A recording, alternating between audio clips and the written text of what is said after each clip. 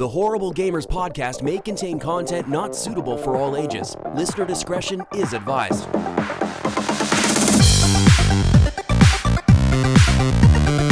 Welcome, everybody, to the Horrible Gamers podcast, episode number 358. I'm your host, Ryan, gamertag Gib8777. And with me today, I have, from the West Coast, the Best Coast, Gunny Chief. What's going on, Gunny Chief? Hey, what's happening? How the hell are you guys? And from the state of Ohio, where the corn grows tall, the Mayo. What's up, buddy? Hey, what's up, Gibbs? Glad to have you back on for an episode. Yeah, it feels weird to host. It feels real weird. It's been a long time, and I really miss it. But, you know, this is cool. I'm so glad to come back and talk to you guys. Jesus just disappears. He's like fucking Pokeroo. Or something when I come on the podcast. He just disappears. Does it is something up with Jesus? He don't like me no more? No. What happens is he just disappears, and then you'll throw up an OG episode like you did last week, called the Four Loko Show. So it's like you've been here the last two episodes, it seems. Yeah. It's weird, and I listened to that episode back again, and it was it was pretty fun, but it was rough in the end. Now, you got to listen to that episode. If you haven't, go back and listen to it. I pretty much pass out halfway through the episode and come back randomly a couple of times. And the whole show is really funny if you got 4 hours to listen to. So what I recommend for our audience, our listeners, I think we could probably link that YouTube video because it just kind of adds to it. Like, the audio is great, but everything just seeing Normie disappear and then watch you disappear. It's like, where did they go? Did they pass out? Like, did they fall down? What happened? I don't believe that that's on YouTube. I think it is on our Horrible Gamers podcast, not the group, the actual page, because that's what we used to stream to. So all those videos are there. If you ever want to go back to like some of the stuff we used to live stream back in the day, I think all that stuff is there. So you can go check that out. Look for the page instead of the group. The group is a closed thing, so it's more like just, the community talking to each other privately, whereas the page is public. So anything that's posted on there is public to anybody. That's just the way it's always been set up. Most of the stuff that goes up there is just random, like Podbean saying, hey, the episode's been uploaded and stuff like that. I don't think anyone really posts much there. But we used to do the live streams through that page, and that's where you can find them, because I don't believe they're in the community group because they were from too long ago and they've been like removed from the videos or whatever. But that's where you can find those if you want to look for them. And then look for the Four Loko one that was on last week, and you'll have a laugh. It was pretty funny. And it's always good to have Normie come on the show. She's always fun to have around. Yeah, she is. And here our buddy, Vengeful Jedi, Clint Thiel. Yeah, Clint too. Yeah, man. Good times. So yeah, what are we doing now, Gunny? Patreons. We have those. I think we have a Patreon list. Mail, do we have a Patreon list? Do you have that up? Do you want me to read that off? We do have a Patreon list. All right, we got a Patreon list. Good old Jason Sams. We have John Jerome, Evan the Grower, Not a Shower, D. Tanaka. We have Adam Sunday, the best HGP host ever. I don't know who that would be. I think it's probably Gibbs. Now, we got Nipron. Yep. We got Pork Chop Poo, Henley M, Native Lives Matter, Vaderholic, Chad, Sean Petriak, Robert Noble, Leahy the Legendary D, Jonathan the Titan D Hall, and we can never leave out Bill, even the biggest D Gardner II. He's got the longest schlong ever, man. Bill, even the biggest D Gardner II. Until the third comes along, right? We need a third one. I wonder. Who is it? No, I don't wonder. You think about it all the time. I know it. All righty. So, Hey, who does our music? We have that, right? We can change it up a little bit, but we've been using... I got to pull up the name here real quick. We've been using...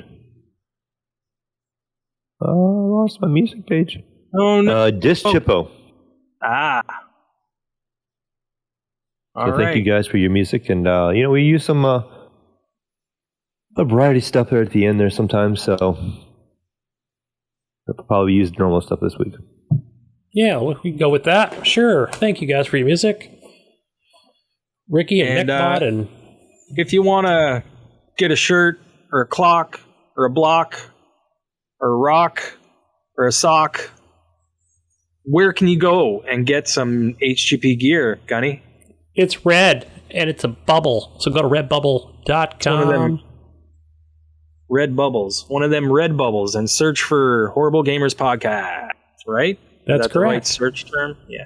And you will find shower curtains in there and water bottles for the summertime. Man, there's stuff in there. There's stuff in there. You need to go take a look. Head on over to redbubble.com and search for Horrible Gamers Podcast.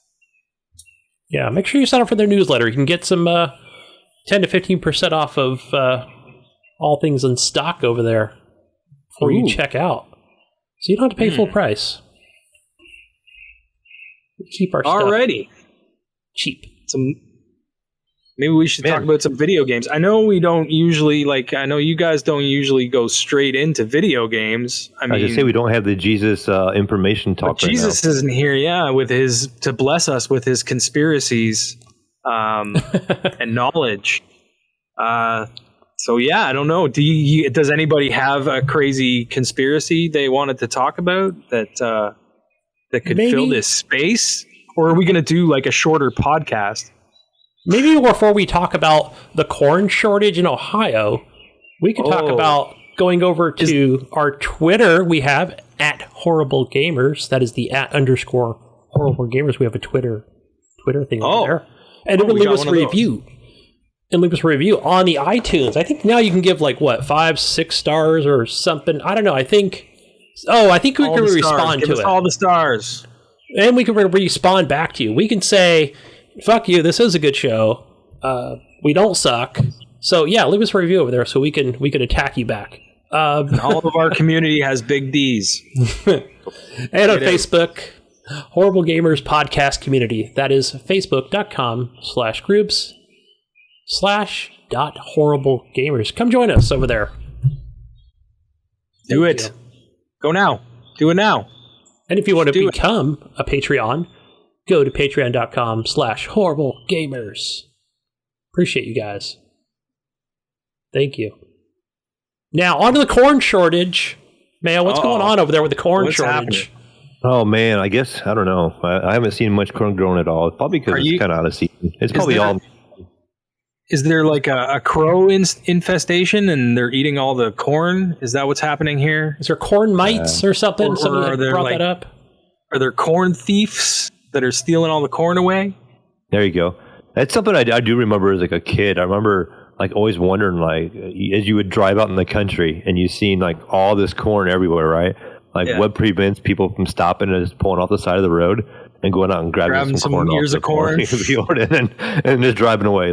There's no way you can watch all that because they have acres and acres and acres. I remember back in the day, we used to go run around through the cornfields, just having fun. We didn't really steal corn or anything, but we just go hide in the cornfields and then try and find each other. You know what I mean? Well, that was always a lot of fun. We would do the same thing. I also did the same thing. We'd run through it until you run through the spider webs that connect, stalk to stalk, and they'd have these big. We called them zipper spiders. I don't know what they were. As a kid, they were probably a little bit over between a quarter and a half inch long. They were a good sized spider, and you would run through it, and you're like, "Is it on me? Is it on me?" All scared, thinking it was going to eat you. I'm sure it was nothing because we never got eaten, but you would run through there and you'd be like, "Where's it at? Where's it at?" When I lived in New Jersey, because I've never seen anybody really grow corn here in California. Maybe they do, but out there it was that was obviously the garden state. So we would just get lost and run through the fields a lot out there. It was a lot of fun. But I don't remember big spiders or anything, but they never really scared me either way. Snakes. Now that scares me. But not spiders. Yeah, spiders. Yeah, I don't care for they don't bother me at all. I can just deal with spider. Unless it's like a tarantula or like some big fucking massive spider coming out. Unless you don't know it's on you, and you're like running around and it's on your shoulder or on your back and you don't know it. Yeah, you're probably what? Damn thing up at me, Yeah. But I had a buddy that used to have a tarantula as a pet. That thing freaked me out, but I would hold it. My buddy actually one time was holding it, and he had it in his hand, and it just cocked itself. When a spider gets ready to bolt, and it like legs go up, and he's ready to go, and he did that and bolted up my buddy's arm and right up onto his shoulder, and then my buddy freaked and flicked him off, and he landed on the bed. But he was all right. It didn't hurt the spider, but I think he just freaked out. You know what I mean? Like the spider freaked out. It didn't like my friend for some reason. And because I had held it before and it was fine with me. But my friend, for whatever reason, he just bolted to him. It was crazy. Ugh. But after that, I never held that spider again. Because I was like, no. Yeah. Speaking of spiders, it just reminds me, throwing video games and spiders together, seeing the trailer for, was it Grounded? Where they talk about the spiders in the arachnophobia mode. I forgot until they mentioned it. That you could turn it on? Mode. Yeah, that's funny. Yeah. Speaking of spiders, you know what? Let's bring it back to video games as well. Oh my God. This is a game I was talking to Gunny about earlier, but I've always been a huge fan of Earth Defense Force, right? One of my favorite stupid game series. You know what I mean? Like, it's just dumb fun to just blow up insects and watch buildings crumble and stuff like that. But there's this new one called Earth Defense Force World Brothers. And it's like, it looks like Minecraft. You know what I mean? It's voxel kind of graphics. And I don't know, man. It looks like a lot of fun. And I looked into it and I was like, oh my good. It's a full price game. For me, it's $79.99 up here. $59 here. Wow. In the States. And it's only on PC and Switch, I think. So, yeah. So $59 in the States. That's much better, but not by much. The EDF games were always budget titles, and it just threw me for a loop to see that so expensive. No, I don't know. I think I've noticed, though, with EDF is that I've seen it just over the course of even over the especially since the Xbox One era, I know that there have been whatever deals they got going on with, like, oh, this one's only on Steam, or it's on Steam and PlayStation 4 back in the day, where I always felt that even they were like fully priced, unless you got like a disc version from Games Boutique, GameStop, whatever, used copy. You can get them for $15. Well, back in the day, like the original 3 or 4 were all like $40 games. They were never fully priced. They were never full price. But there have been deals going on with Sony for some reason where the last 2 games have only come out on PlayStation 4 and haven't come out on Xbox, but they come out on PC as well. Which are 2 games I've never touched either of those in the series. And I don't remember what the price was on those. They might have been full price when they came out, but I didn't. I think I bought one for the PlayStation 4, a disc version. I think I remember you doing that, and that was 4, wasn't it? I'm going to check right now, because I remember when I first got that PlayStation 4 Pro, I was like, oh, I want to play it, because I can't... Yeah, I couldn't play it on Xbox. Yeah. But yeah, I think that was 4 that you bought. And then 5 came out a little while ago, and now this game's out. Yeah, I've got... But it's an interesting game. Like, check it out if you're interested in that series at all. It seems like a cool game. I just wish it was a little cheaper. Is this anymore? I have to ask. Is this on Steam or is it on Epic? It's on Steam, yeah. Steam. I don't know if it's on Epic. I didn't look. Nice. Yeah, I don't usually look at the Epic Store. I barely ever launch the Epic Store anymore. I don't even claim the free games. Yeah, I'm like, you know what? When something interests me, I'll claim it. You know what I mean? Just to have it. But most of the time, it's something I've already played. It's just like, yeah, sure, I'll have a PC version of that for free. Why not? Or my thing is, it seems like they all kind of go in loops. Either like if it's a free game on Epic, it's probably been on Game Pass at some point. It's probably been bundled on Humble Bundle. It's probably been it's been put on somewhere. Probably own it's it been or a PS Plus game or something already. So. Yeah, so the only boys. I know I still have a CD from them. No, the only one I have is it's just from the Xbox 360. I have 2 discs. 2017 and is the name of the game, and then there's another one. They're probably all backwards compatible. Yeah, I believe they are. That's Motocross Madness. Yeah, I still have the disc for the PC. Yeah, looking through the 2078. Is that the other one you have? Which one? 2078. I don't have that one. No, is that also a backwards compatible game or? Yeah, I think so, and I think it got given away with gold or something like that. But yeah, I don't know. We kind of went off on a tangent there, didn't we? We stopped talking about corn. At least we started talking about video games. Hey, that's good. That's a good thing. We should probably stick to that. What do you think? Sounds good to me. What have you guys been playing?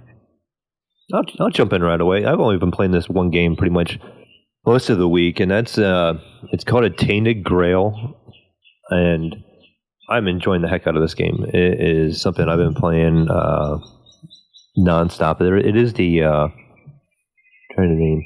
There is a name behind it. I would say it's like Condemned or something like that, but they just call it Conquest. So they just call it Tainted Grail on Steam. But so this game is your card builder, Ryan. This is a lot like Slay the Spire. So really? It's like Slay the Spire with Demon Souls graphics. So it's really, really nice looking graphics. I've heard a couple of games like this recently. Like, and some people are calling this like the best card builder game out there. I mean, that's all a matter of opinion and stuff too. Yeah. But I'm finding it really. Grail? Yeah, Tainted Grail. There's a couple games I noticed because there's a Steam sale going on, and I've noticed that one's way at the top for me. Yeah, this one's on Steam on PC. And it basically, you have like 7 or 8 different classes you can unlock and play as, and each play style is a little different. And this game is hard. Like playing through it, I went and started early on, and I kept dying, and I'm like, I just don't. And this game is called a roguelike and like an RPG. Like you have things you can do, and it's like an endless playthrough possibilities, it says. And so far, like I pretty much have the same experience every time I jump in. So I start a new run, and I only have one way I can go, and it's got like these pathways. You can see the enemy standing on the pathway. It's like top down view, kind of like Diablo, I would say. Yeah, I'm watching. And you can mouse and you move over to where the enemies are at, and it starts the fight sequence. You go through the fight. Well, you have like in the first section, there's 4 enemy bosses you have to fight, and so you have to kill all 4 bosses to get basically past this first chapter. And I can get like 3 of them killed, and then when I get to the 4th one, it usually kills me. And so then you have to start all the way back over. You don't have to. You have to kill all 4 bosses again. And do you collect cards? Like you do collect cards, and they do go in your decks permanently. So like say you do defeat some enemies, or you gain a level, because it does track your XP. You will get new cards for that class. Now there's different classes. You start off with this one class, and he basically just marks enemies. Like so every time you hit him, the 4th hit does extra damage, and you take hits left and right. You have a block card, you have an attack card. They have all the indicators above them, what they plan on doing. If the enemy's going to heal, if the enemy has a buff going on, it has a armor rank and stuff like that. So you got to kind of strategize when to attack, when to defend, and then you only have to play that character just a little bit. It unlocks the next character, which I used a lot, and that's a summoner character. And that summoner character basically will summon other minions to fight with you, and it redirects all the damage to them. So it made the game a lot easier, especially fighting the first boss, because instead of all the enemies attacking you specifically, it redirects it to your other summoned allies. And this one ally is a golem, and it basically redirects all damage to you to it. So like every time the enemy hits you, it directs the damage to the golem, and you keep healing up the golem, and it never attacks. The only thing the golem ever does is heal itself. So when it comes to its turn to attack or you want to use it, it just heals itself. That becomes a point. That you get your typical 3 points. Your allowed points per turn, and you got cards that are worth 3 points, 1 point, 0 points. So there's different cards for perks. It can redirect damage to different places. There's things where you can decrease their armor and stuff like that. But I don't know. It's got really good music. I'm really enjoying the music that they've added to this game. It's not a big selection to it, but it's just got a nice little beat to it. As I'm sitting there playing this card game, and thinking my way through it. It just kind of has a nice rhythm to it, and so I enjoy it in that aspect. But I don't know. Like I said, I don't see all the roguelike elements to it, except the fact I'm starting over every time I die and getting a little stronger.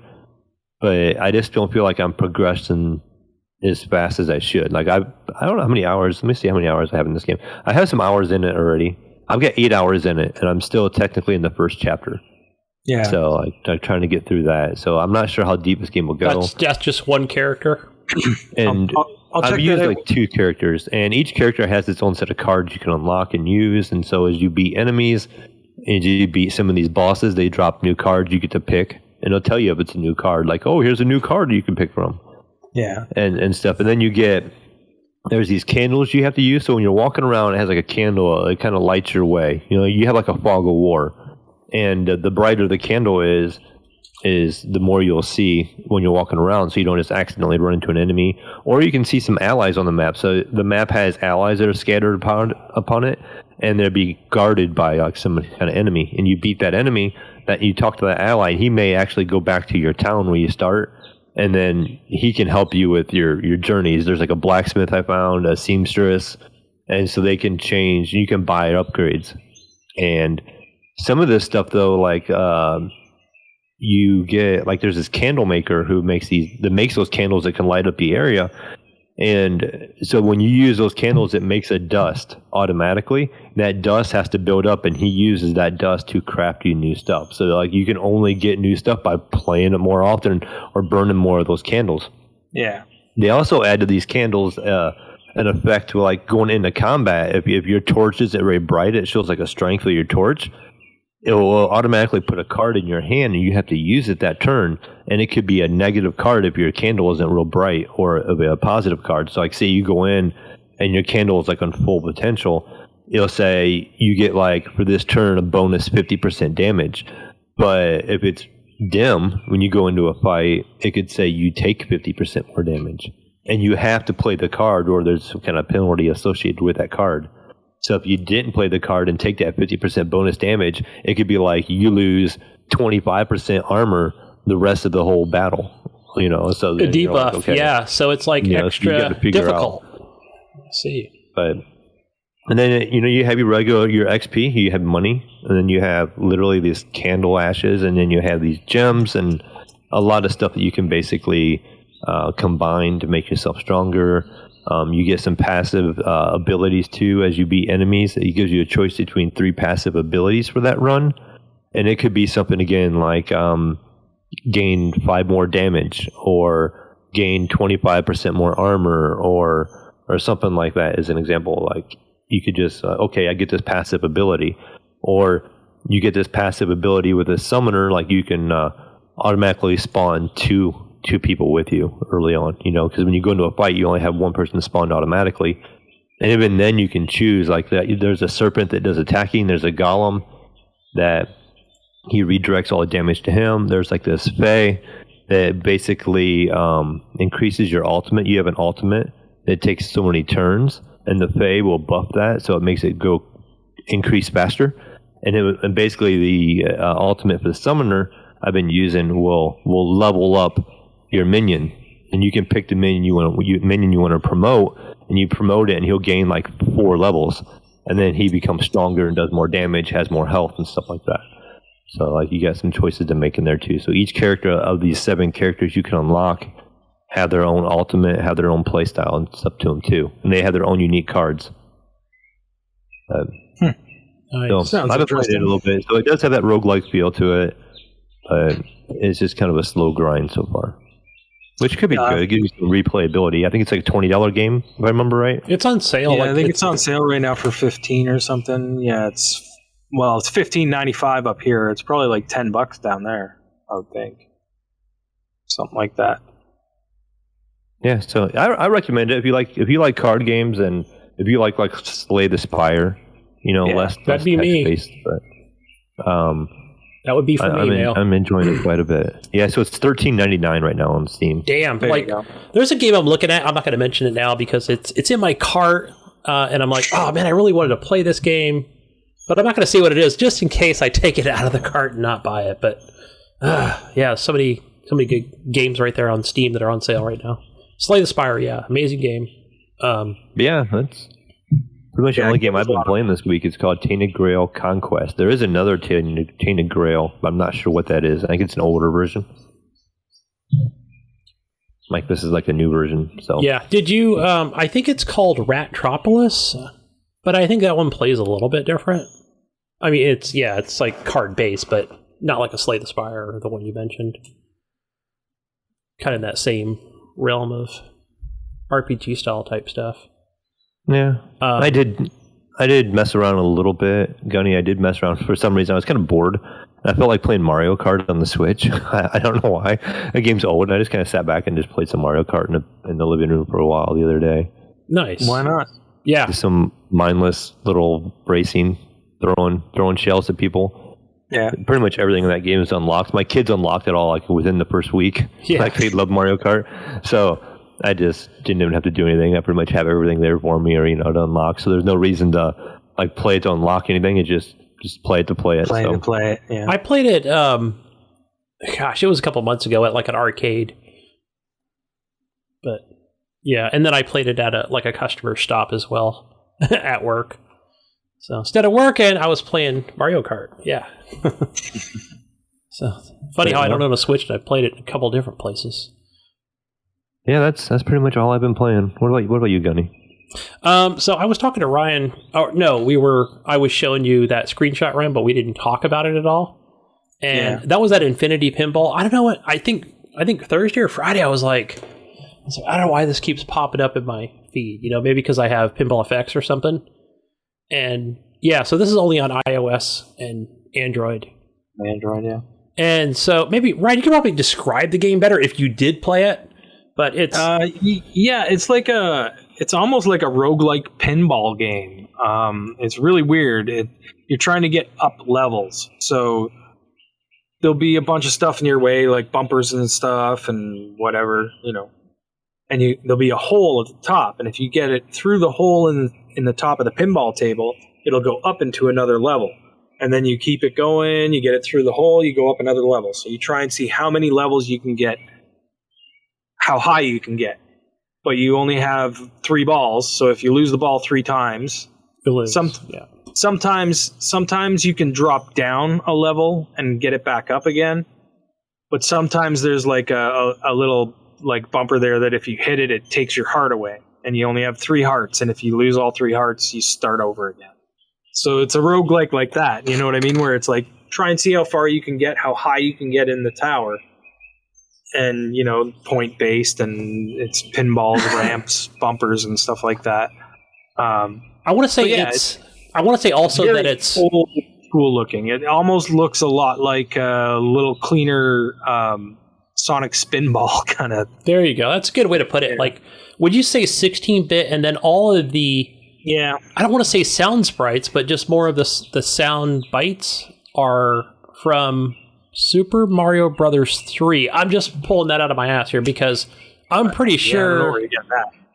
No, listen to it. It's got all the Yoshi sounds and everything and the jumping sounds. Yeah, I don't think I really go back and listen that much with the volume on, so maybe I didn't catch it. I don't know. Yeah, Super Mario Brothers 3, I want to say, is where they got some of those sound bites.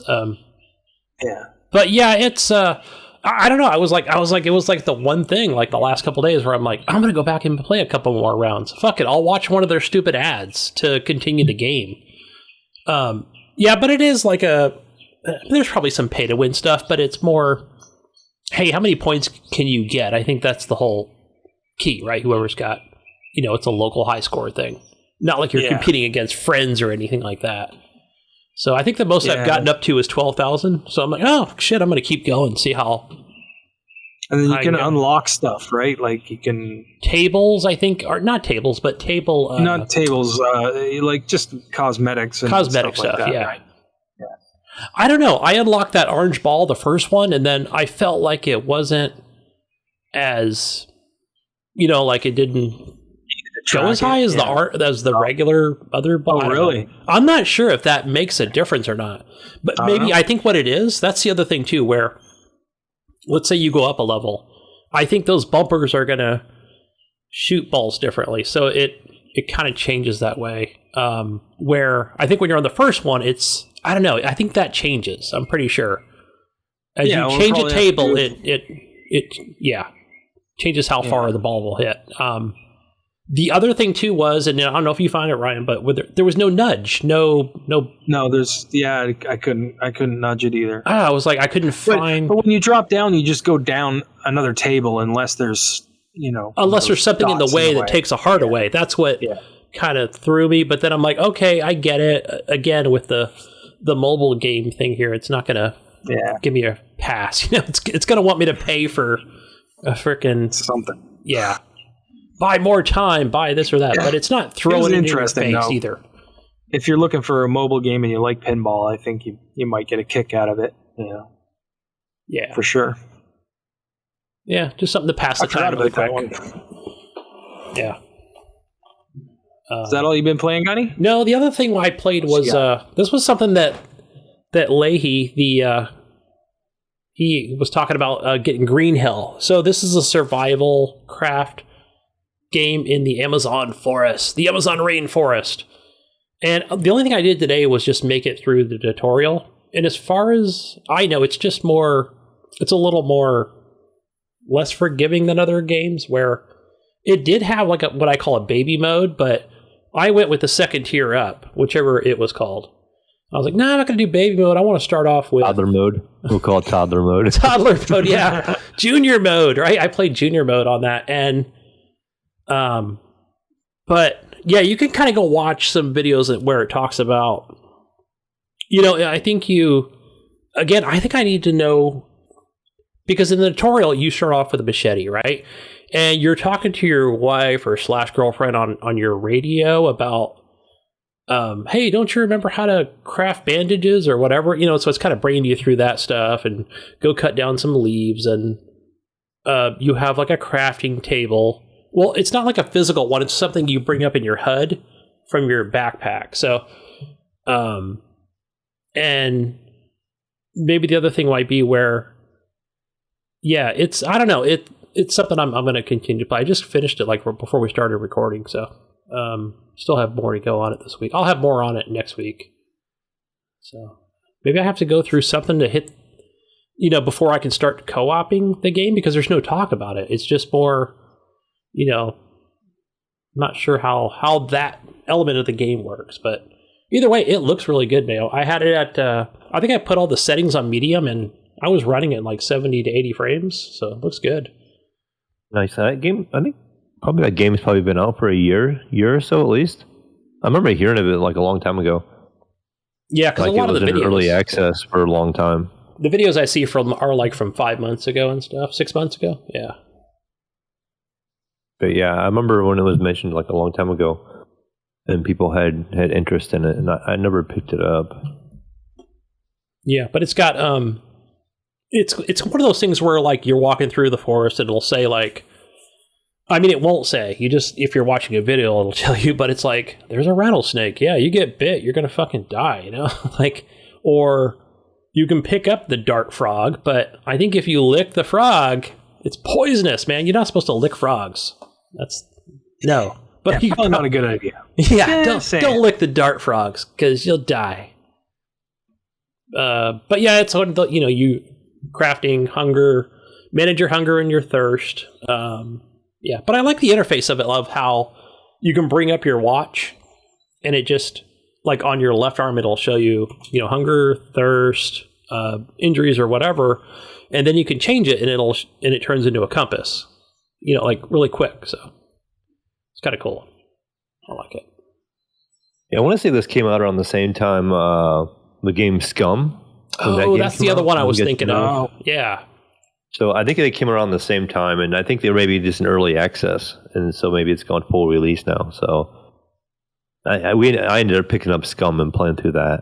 And I haven't picked that game up in a while. I should jump back into it. A friend of mine was streaming it the other night, and she was having a good time with it, and it looks so much different. So maybe you should check it out sometime. But So tell me about this Scum. Does it have a little? I haven't watched it on Twitch in over a year. Is it more zombies or is it more PvP? Which one is it, you think? I would say at this point it's probably more zombies. I mean, you find random zombies as you're running around the area, and you kill them, and you basically can use every part of them for crafting. Like, you can chop them up. I remember you would kill one like as an NPC. You'd kill it and you'd chop it up into little pieces, and it'd be all laying there in the ground, and you could use the bone, the meat, and everything in game to craft. So you could take the clothes and you could cut the clothing up, or you could just wear the clothes, or then you could do so many things in that game. I remember being so in depth with, you have to eat, and then you can get an upset stomach, and your character has to use the bathroom more often, and you gotta go pee and poop in the woods. And, as you're running around, and it can affect the way your character behaves, and if you're starving or whatever, it affects your abilities and stuff like that. So it was a very hardcore game in that aspect, because you're always searching for food and you're always trying to do something, but you have to watch to make sure you eat something that's not going to upset your stomach as a character, because next thing you know, your character has to go to the bathroom nonstop, like all the time and stuff, and nothing like getting chased by a horde of monsters or whatever. And there are these mechs to get stopped halfway and piss. Right, there's these mechs in these controlled military areas. Yeah. And basically, you want to sneak into those areas, and you can get inside, and you can't really take on a mech by yourself. So you pretty much have bow and arrows and staffs and stuff. You have wooden made weapons, and so as you sneak into these military places, you can find guns and stuff. But these mechs patrol it, and it reminds me of that two-legged mech from old RoboCop days. Right, yes. It walks around and with a searchlight, and it finds out you're in there. I remember one time, the last time I played it, I think I was playing with Ghost Nico, actually. We found one in this area, and it was being patrolled by this mech.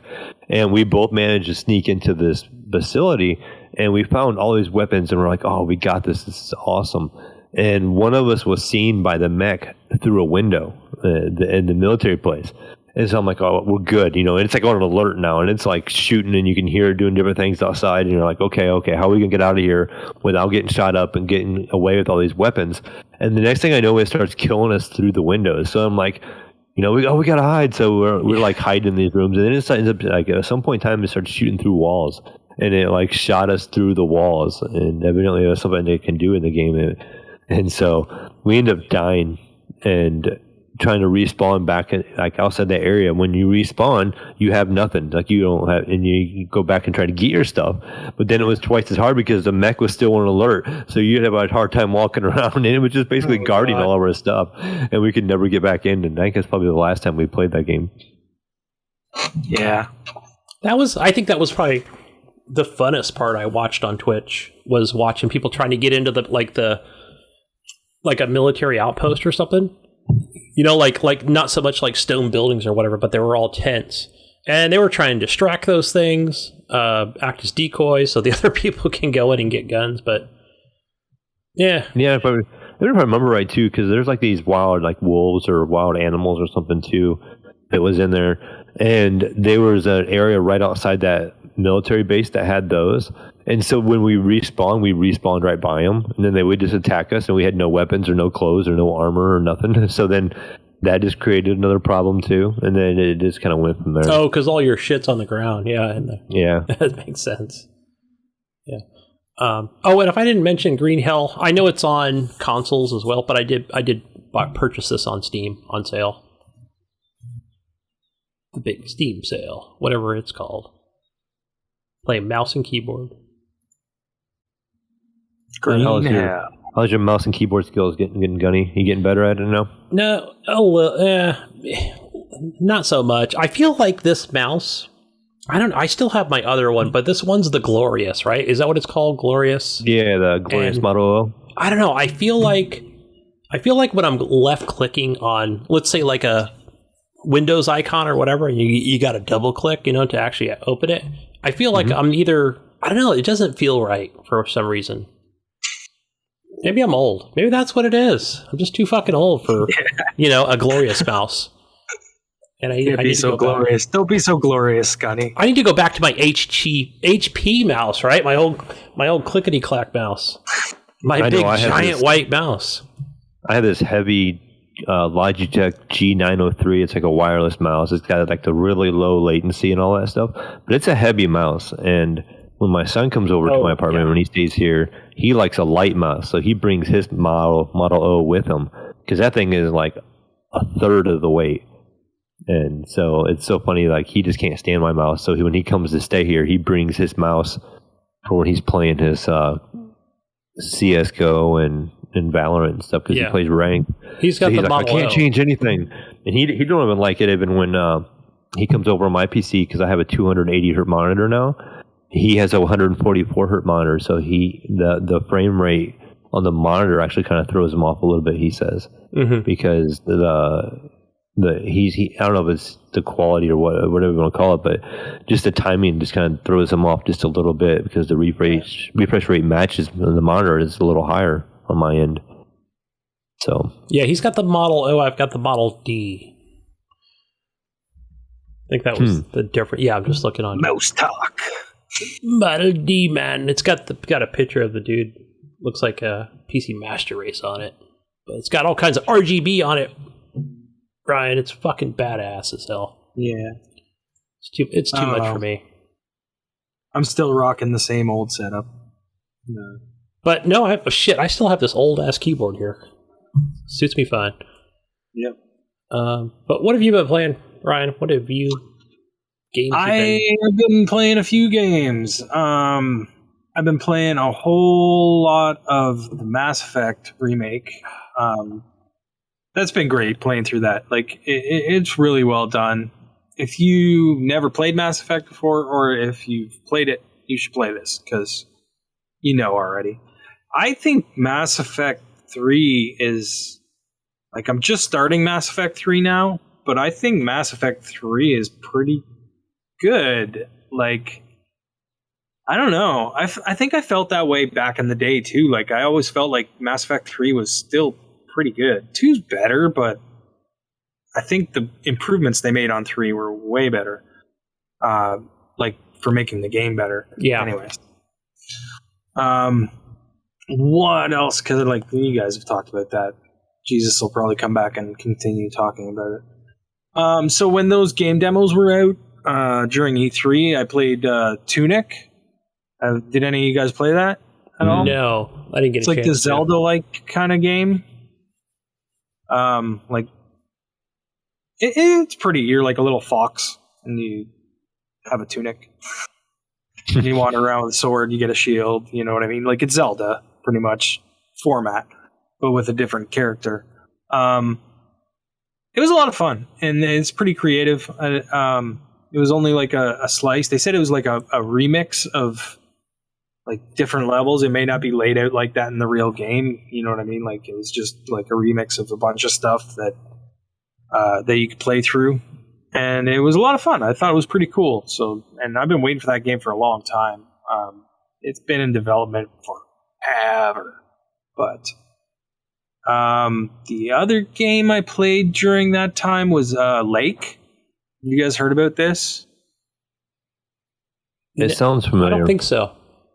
Okay, you're basically you're going to do your dad a favor, and he's a mailman, so you have to go back to this town that you grew up in. You haven't been there in 20 years, and you deliver mail. It's very relaxing and very like it's just there's a story, and you just drive around and deliver your mail. It's not like you're not shooting anybody, nothing wacky's going on. No mailing shooting people. Anyway. You're not going like postal anywhere. You're basically going in and delivering mail to these addresses and driving around this beautiful mountain town. You know, like it. I didn't mind it. I mean, I know it's not for everybody, but I didn't hate it. You know, it was all right. What is this, like an Edith Finch or like a Alan Wake or what? Like a kind of, but it didn't go any like sci-fi directions. Like you know what I mean? Like it, but it's got that kind of style, that Alan Wake. You're wandering around. I don't know, man. Yeah, it has that kind of like the way the game plays, but without combat. You know, you're basically talking to these people that you haven't seen in 20 years. You know, like you went to school with these people and you're running into them and they have conversations with you. So that's how the story kind of progresses. And I don't know, maybe something crazy happens. Who knows? But what I played of it, nothing crazy had happened. It was just like all these people that you met, and you just drove around and delivered mail. And hey, what do you deliver next? And sometimes there's a little puzzle or whatever, but it was fun. I think that comes out soon, but I'm not sure. And then the last thing that I've been playing, I just started playing before we started recording, was Dark Alliance. That game's stupid fun, but it's very repetitive. It's very simple, kind of. I think, you know, as far as what I've played so far, anyways. Yeah, I'm glad it's on Game Pass. Yeah. I hear it's mediocre even for fans of. It's made by, what is it, the Dungeons and Dragons? Yeah, it's Dungeons and Dragons Dark Alliance. Yeah. I think I downloaded it on the console because I started playing something else on PC. I forgot what it was, but I think if you had a group of friends that wanted to play this game, you would have some fun, because it's more about, you know, you're interacting with somebody, you know, shooting the shit or whatever while you're doing it. It's not as tedious as I've been playing single player, so just playing through, and it's basically, you know, X, or right trigger, right bumper, right trigger, right bumper, right bumper, right trigger, right bumper, right trigger. You know, it's a lot of repetitive stuff. So, but I enjoyed what I played of it. You know, I played about an hour and a half, maybe 2 hours. Got through a couple of missions. I'll probably go back to it, but it's not blowing my socks off. You know what I mean? Yeah. Unfortunately, I thought it was going to be a lot better. Yeah, I think a little bit of a disappointment, but it's still worth checking out, especially if you're interested in that like series, like the Dungeons and Dragons stuff. You know. Mm-hmm. But yeah, other than that, that's about all I've been playing. Do you guys find, I'm just kind of thinking about that being a Game Pass game, and that's something I haven't played or picked up. Do you guys find, like, I know myself, I do this. Well, I go through my Game Pass games, and I don't feel like I give the games the attention I feel like I should if I would have bought them. So, like, I will try out games way more often than I would say, okay, I'm not going to buy this or that. But I don't stick with it like I used to. Like, I have so many games, I look at my Game Pass, I'm like, yeah, I tried that, it wasn't bad. I tried that, it wasn't bad. You know, I tried that wasn't bad. You know, I just put a little bit of time in each game, but never really had the time to, like, dive into them, because I'm like, oh, I'm going to go check something else out. Do you think that could be, like, a negative to the Game Pass, like, down the road, as they keep adding games? And, you know, as we get all these bigger titles coming out, you know, these littler titles that you can try them out and you may really get hooked, I could see.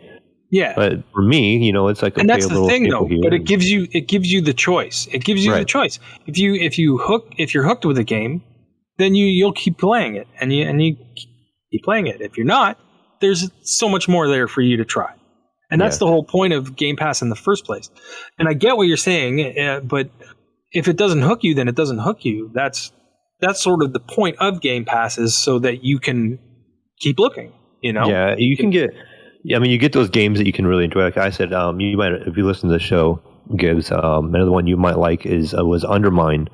I love that game. Up and I started playing that, and I really enjoyed it. Yeah. And I haven't went back to it for a little while, because I started playing Biomutant after that.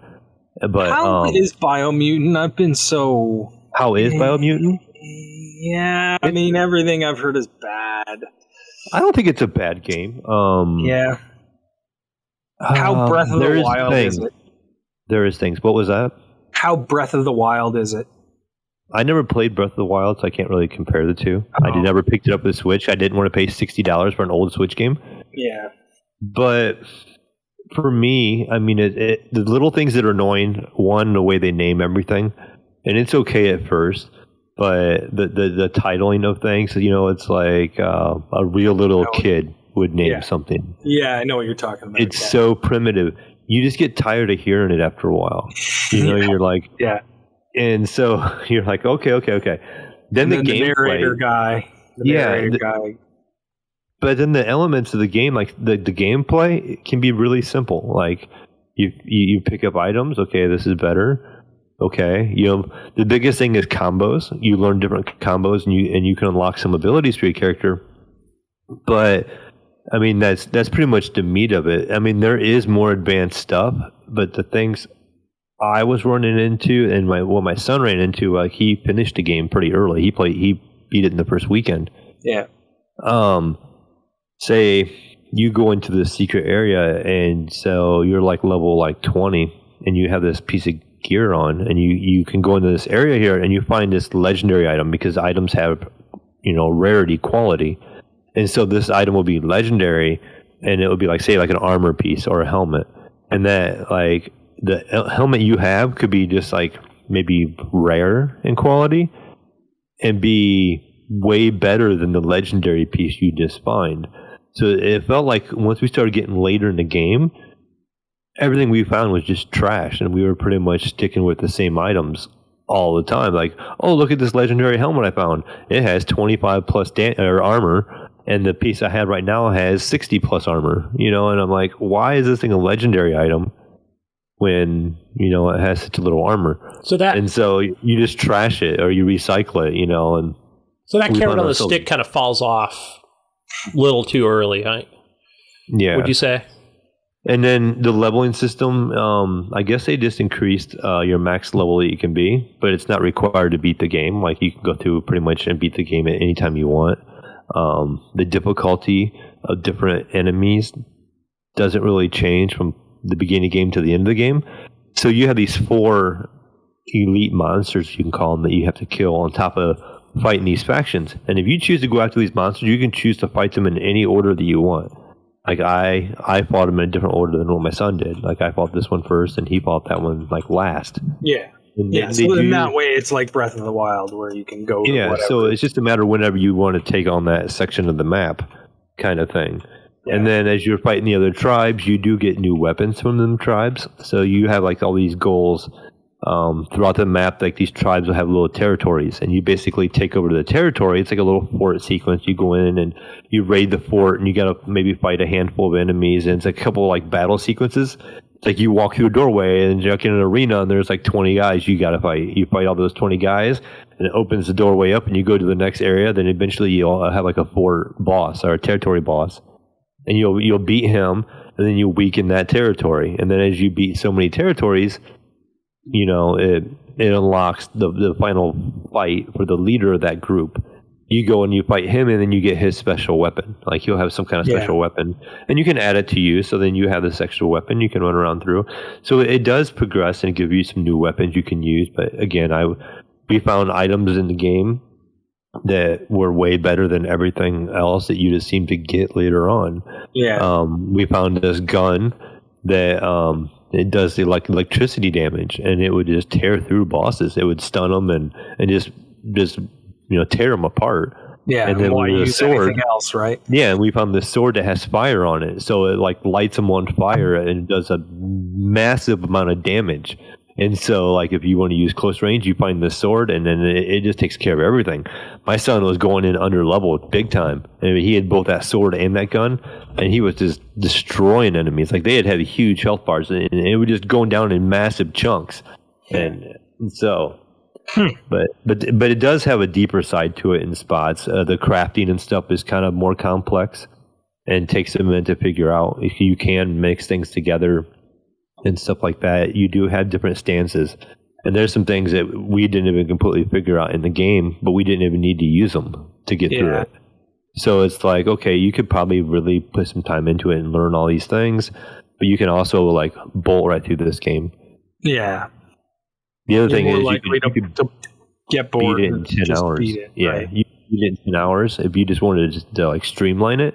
Yeah. If you wanted to pick up all the side quests that they give you, oh my gosh, this game's probably a good 60+ hour game, because it literally will give you a side quest and you think, okay, I'm going to track this side quest, and it takes you all over the map. It'll say like find these 12 bulletin boards, and you think in 12 like side quests in that area. No, the 12 bulletin boards are within the whole entire map. It tells you where they're at, and it tells you what area. So it's like, okay, I'm in this part of the map and I have to travel all the way across the country to get to this other bulletin board. So it's like, I'm not doing that right now because I'm way down here and you have to walk, or there's no fast travel. There is fast travel, but you have to find the signs. Yeah. Okay. So as you like go there and you're exploring, you will find like this totem or a sign, if I remember right, and your character actually pees on it. He walks up to it and pees on it, and that's how you activate fast travel to that area. So like, if you have to go across the map, if you don't have that area unlocked, you're running up there. But then you're finding all these other things, and you're talking to people. It's like all of a sudden you're talking to 2 different people, and they give you like 2 other side quests. And next thing you know, you got 20 side quests open on your quest tab, and you're just like, what do I want to do? It's almost too much sometimes. And you're like, oh, I don't really feel like completing this right now because, I'm going to go do this, or I'm the kind of guy that likes to clear out one whole area. And so that kind of stuff drives me nuts. Like, you have these quests in that area, and you pick them all up, and it's like, run way over here and do this. It's like, no, I want to make sure this area is all done. This area is finished. I've explored everything. But that's the thing, though. Everything you go into in that area is going to send you on another.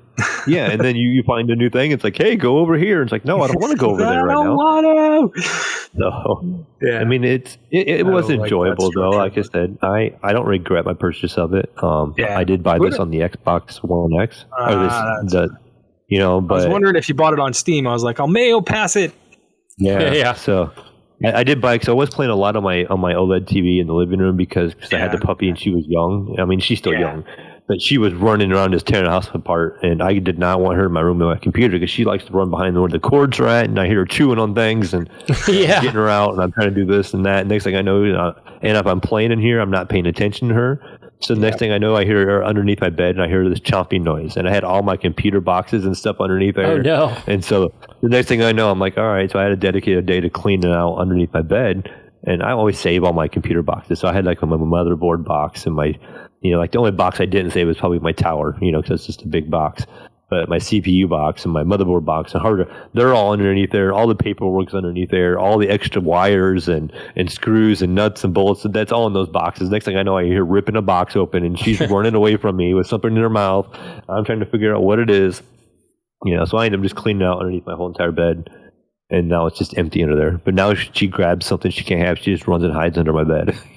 So, But yeah, so I was playing a lot in the living room and playing it on the OLED. It looked really good, but my only complaint was like it would struggle sometimes. My little Xbox One X. You were playing on a One X, yeah, okay. Yeah, and so it would struggle. Like once you got to areas that had open water, because it's an open world game. Once you started getting in the water, you could really notice the frame drops. Like it was times where the game would stutter.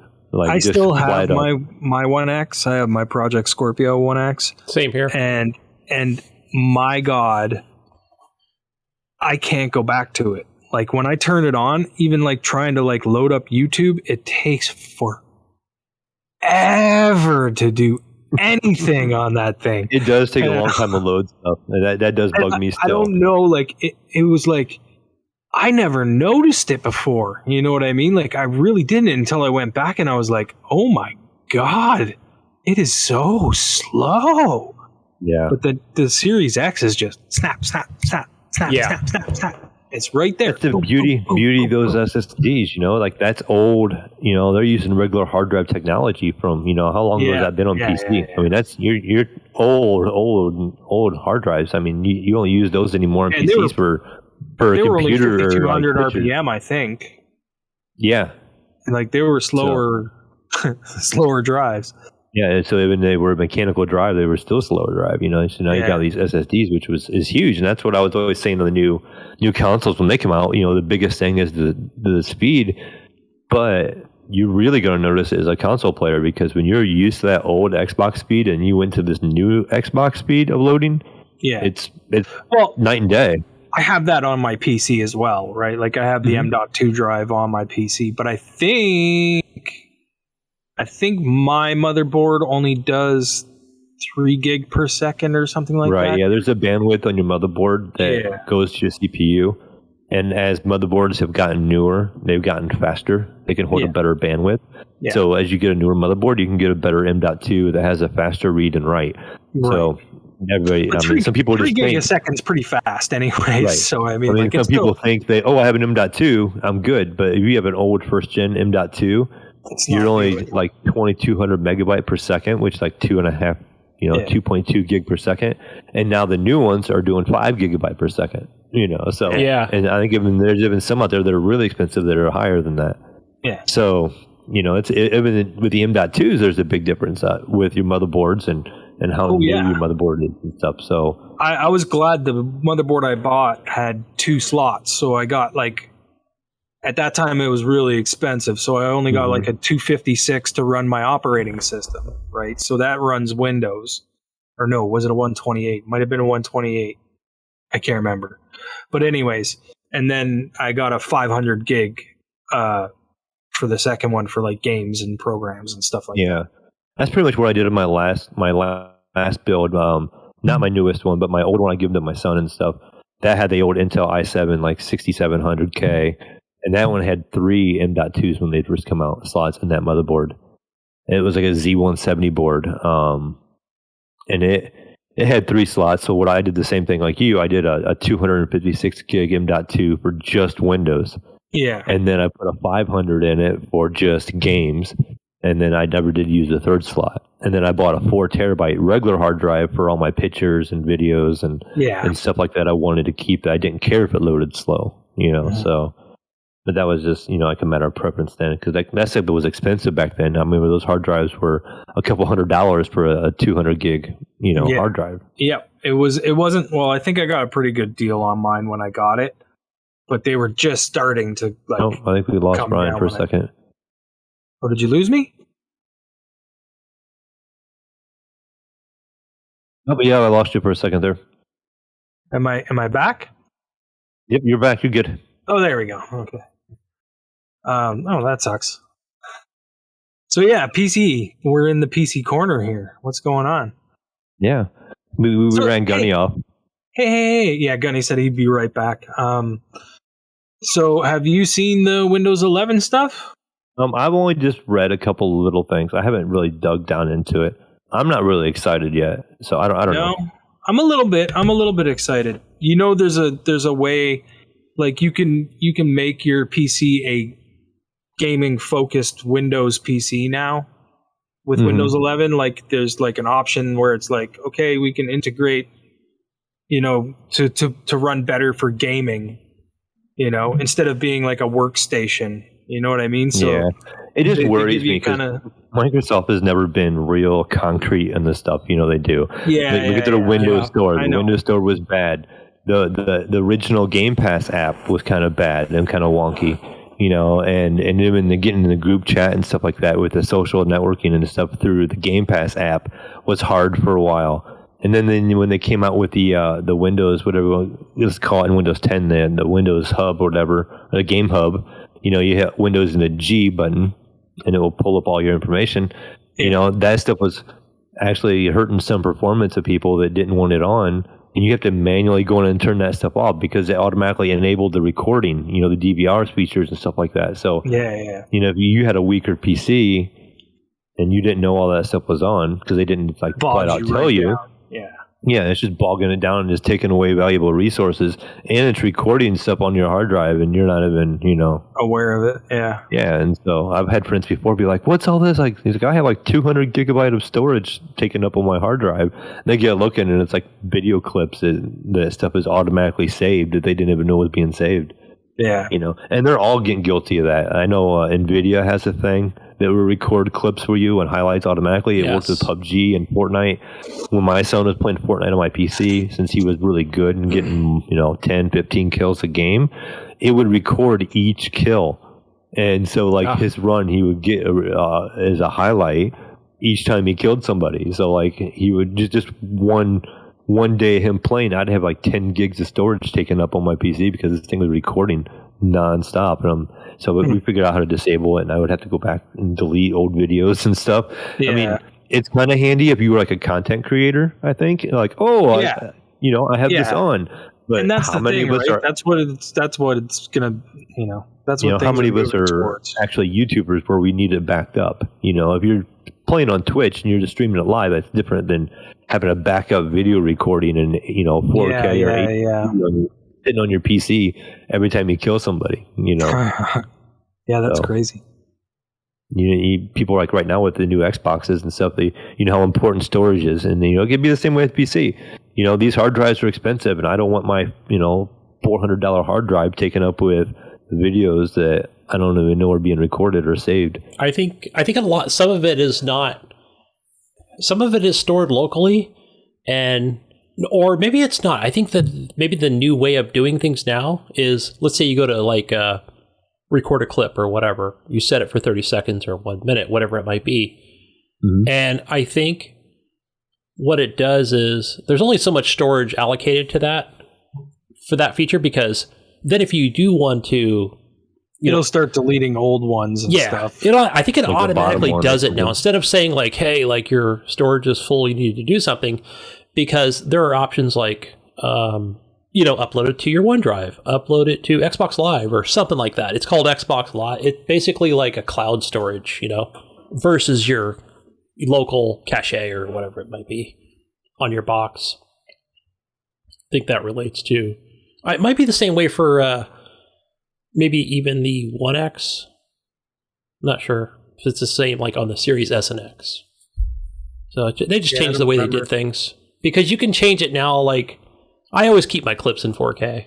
Like, okay, sure, it's a 4K box, why not? But it's only like 30 seconds. Yeah, if it's in 4K, right? Correct. Yeah. So I don't know. Yeah, the only other things I've just read real quick, and they kind of were kind of like, one was it says it's going to support Android apps. So yeah, but through the Amazon store. Yeah, I was like, okay. So it's a curated version by Amazon of the apps of the Google App Store. Like, why are you going through Amazon? This makes no sense. Google and Microsoft just hate each other. Like, if they didn't hate each other so much, it would just be like, fucking, here's the Play Store in Windows, you know? But they have such a hate for each other, they won't work together. And, so there's that. And Apple, right? They also hate on the Microsoft as well. As you see so many PCs now that become like 2-in-1s and more almost tablet based, I'm afraid they're going to start losing, way they, not necessarily the way they are now, but things are starting to become so app based, and everything is being fed through apps now. Even, when you install something now through Windows, they call it an app. We used to call it a program, as old boomers, we would, the Windows programmer. I remember the days. Now it's go to this app and then, launch it. Everything's an app now. Yes. Yeah, and so it's just kind of funny if they give it a name like that. But I just fear that eventually here it's going to be so much tablet-like. Like, they know the future is in tablets. They know it's mobile. That's where it's going. And I feel like they're just going to keep pushing toward that. And how does that change development for games? How does that change development for things? Because things are going to launch probably different and launch more like an app, maybe instead of the way that's before. And so, how does that affect things? And then the other thing I saw was just that I just saw a little bit ago when I was looking through the news that they're putting Game Pass migrated into every version of Windows 11. So it's you're going to have it built into Windows now. So it's not anything you're going to have to add. Xbox Live to it. In general will be built into Windows like it is, so everything I would assume would come along with it. But that's what I'm saying to you. There'll be a version of Windows 11 that you can click. I don't want that stuff. I want business stuff. I want to have a workstation here, and then it'll tailor to. It'll tailor Windows to perform properly in that sort of a situation. Whereas if you pick, I want to be a gamer, it'll tailor it more towards performing for games, right? Yeah. Than being a workstation. Which I did see also when you mentioned that workstation it's thing. Like it's a choice. You have choices you can make.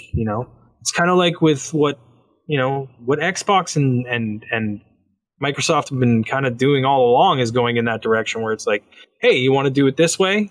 You want to play it on your phone? Play it on your phone. You want to play it on your Xbox? Play it on your Xbox. Coming soon, hopefully, Xbox One. Like that. They're tailoring for everybody. They're saying, hey, do it however you want. We don't care if you buy our console. Maybe you can't. Maybe you can't afford it. We'd still love you to be a part of our family community. Yeah, and then it's going to be free again. If you own Windows 10, it's going to be a free upgrade. So it is. Okay. See, I didn't watch any of this. And that's the other thing. I think they just want everybody having it, So everybody be on the same page.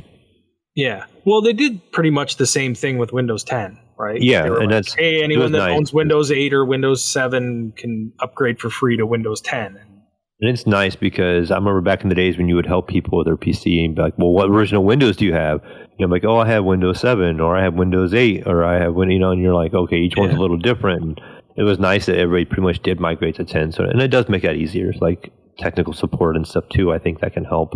I was glad, I bought a physical copy of Windows 8 Pro. And that has given me Windows 10 Pro for free. And, and ever since then, I'm hoping it'll still give me Pro for Windows 11. As long as you just keep upgrading, you'll probably get to keep. Yeah, because it's attached to my account now. So I think even if you had a different PC, when you log in your account, you're going to have. It'll give me that version. Access. But I did have. It was weird because I had to call them at one point because it kept giving me just the regular edition, and they ended up giving me the code to get Pro because I was like, no, I have my Windows, like I have the box right in front of me. I had serial numbers right here, blah, blah, blah, blah. And they're like, okay, yeah, this is supposed to be registered to your account. So why am I not getting the Pro edition? I was supposed to get upgraded to Pro because I had Pro and they gave it to me. So to be honest, I've never had a lot of issues with Microsoft.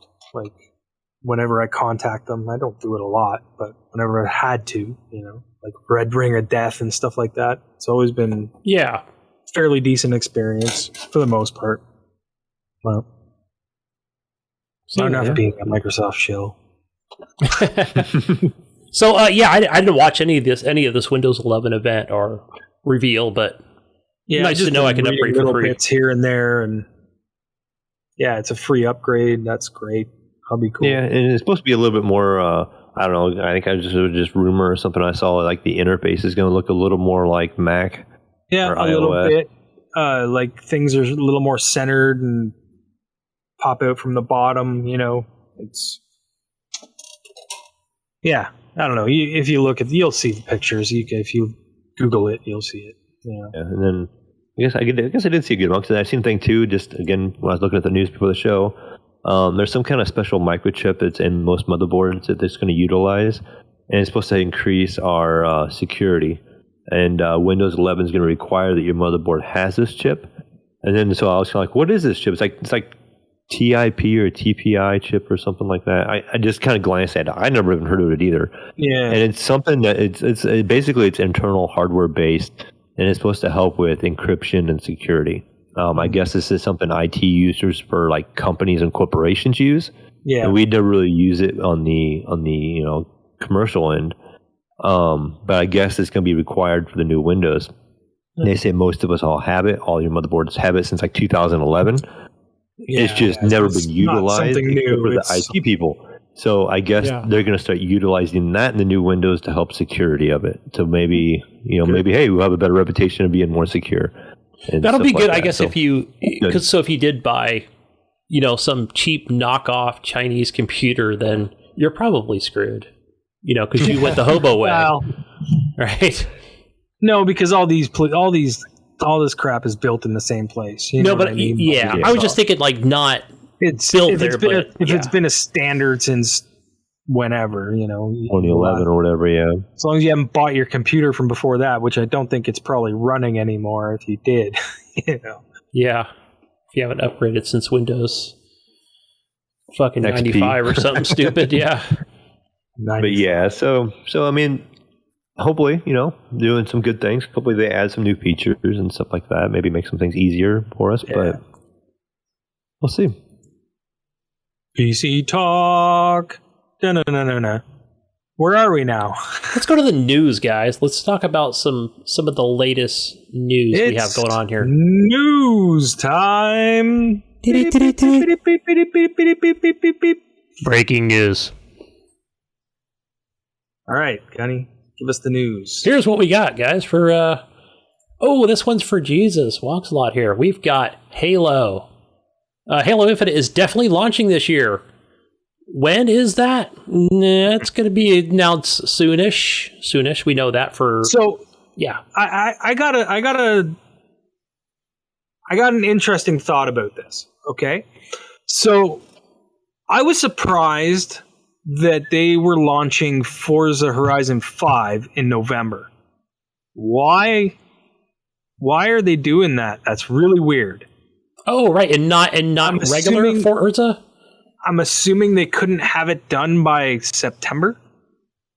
So I think Halo will come out in September.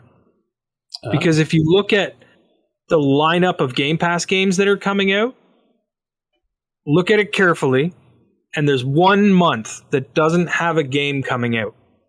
And remember what Phil said. I think it was Phil. He said 1 game every month, 1 big game every month into Game Pass. September is the only month that doesn't have a big game. So I'm thinking they're trying to push Forza Horizon 5 back to September, but it didn't work. So they had to release in November. And I think Halo will be ready by September. And I think it'll come out in September. Because they want to get away from Call of Duty and all that shit that's coming out in November. Come out before, right. get a nice, base going, and then hopefully ride through Call of Duty and not have too many people drop off. Yeah, because I think that's their look, right? And you got to remember, multiplayer is free. Not if you have Game Pass, not if free. You have Gold, just free. It's just free. You can just play. You think the multiplayer is going to release at a different time? Maybe that'll release earlier? No, it'll release. You think it'll come out at the same time? I think it comes out at the same time. I think Phil said that. I think Phil said that. Yeah, I think he said it'll come out at the same time. Yeah, I didn't know they did the Call of Duty route. Like how they did the Warzone for Call of Duty came out after the game. That's just my prediction. That just makes sense to me looking at the situation. Like, I'm not saying that that's going to happen. I'm just saying that that's what I think. Mm-hmm. But I mean, it sounds like a logical way of looking at it. I mean, it sounds smart. Like, I never dug into it looking like, what's releasing each month, and what. Just really like all the listening to podcasts and information I take in, and this is what it leads me to think that. Yeah, and I did get an email directly after E3 because I am a Halo insider, guys. Not that I play Halo, but I am an insider, so I do get early access to some of the things they were adding to like the Master Chief Collection. But it was stuff like you could talk about. It was just you were just supposed to play it like it was just the fucking games or whatever. Like nothing new there, But yeah, they were just like, get ready for this summer, just stay tuned. You'll be able to kind of play some of this multiplayer stuff early on before it's actually released. Yeah, so that makes sense. I could definitely see that coming out in September.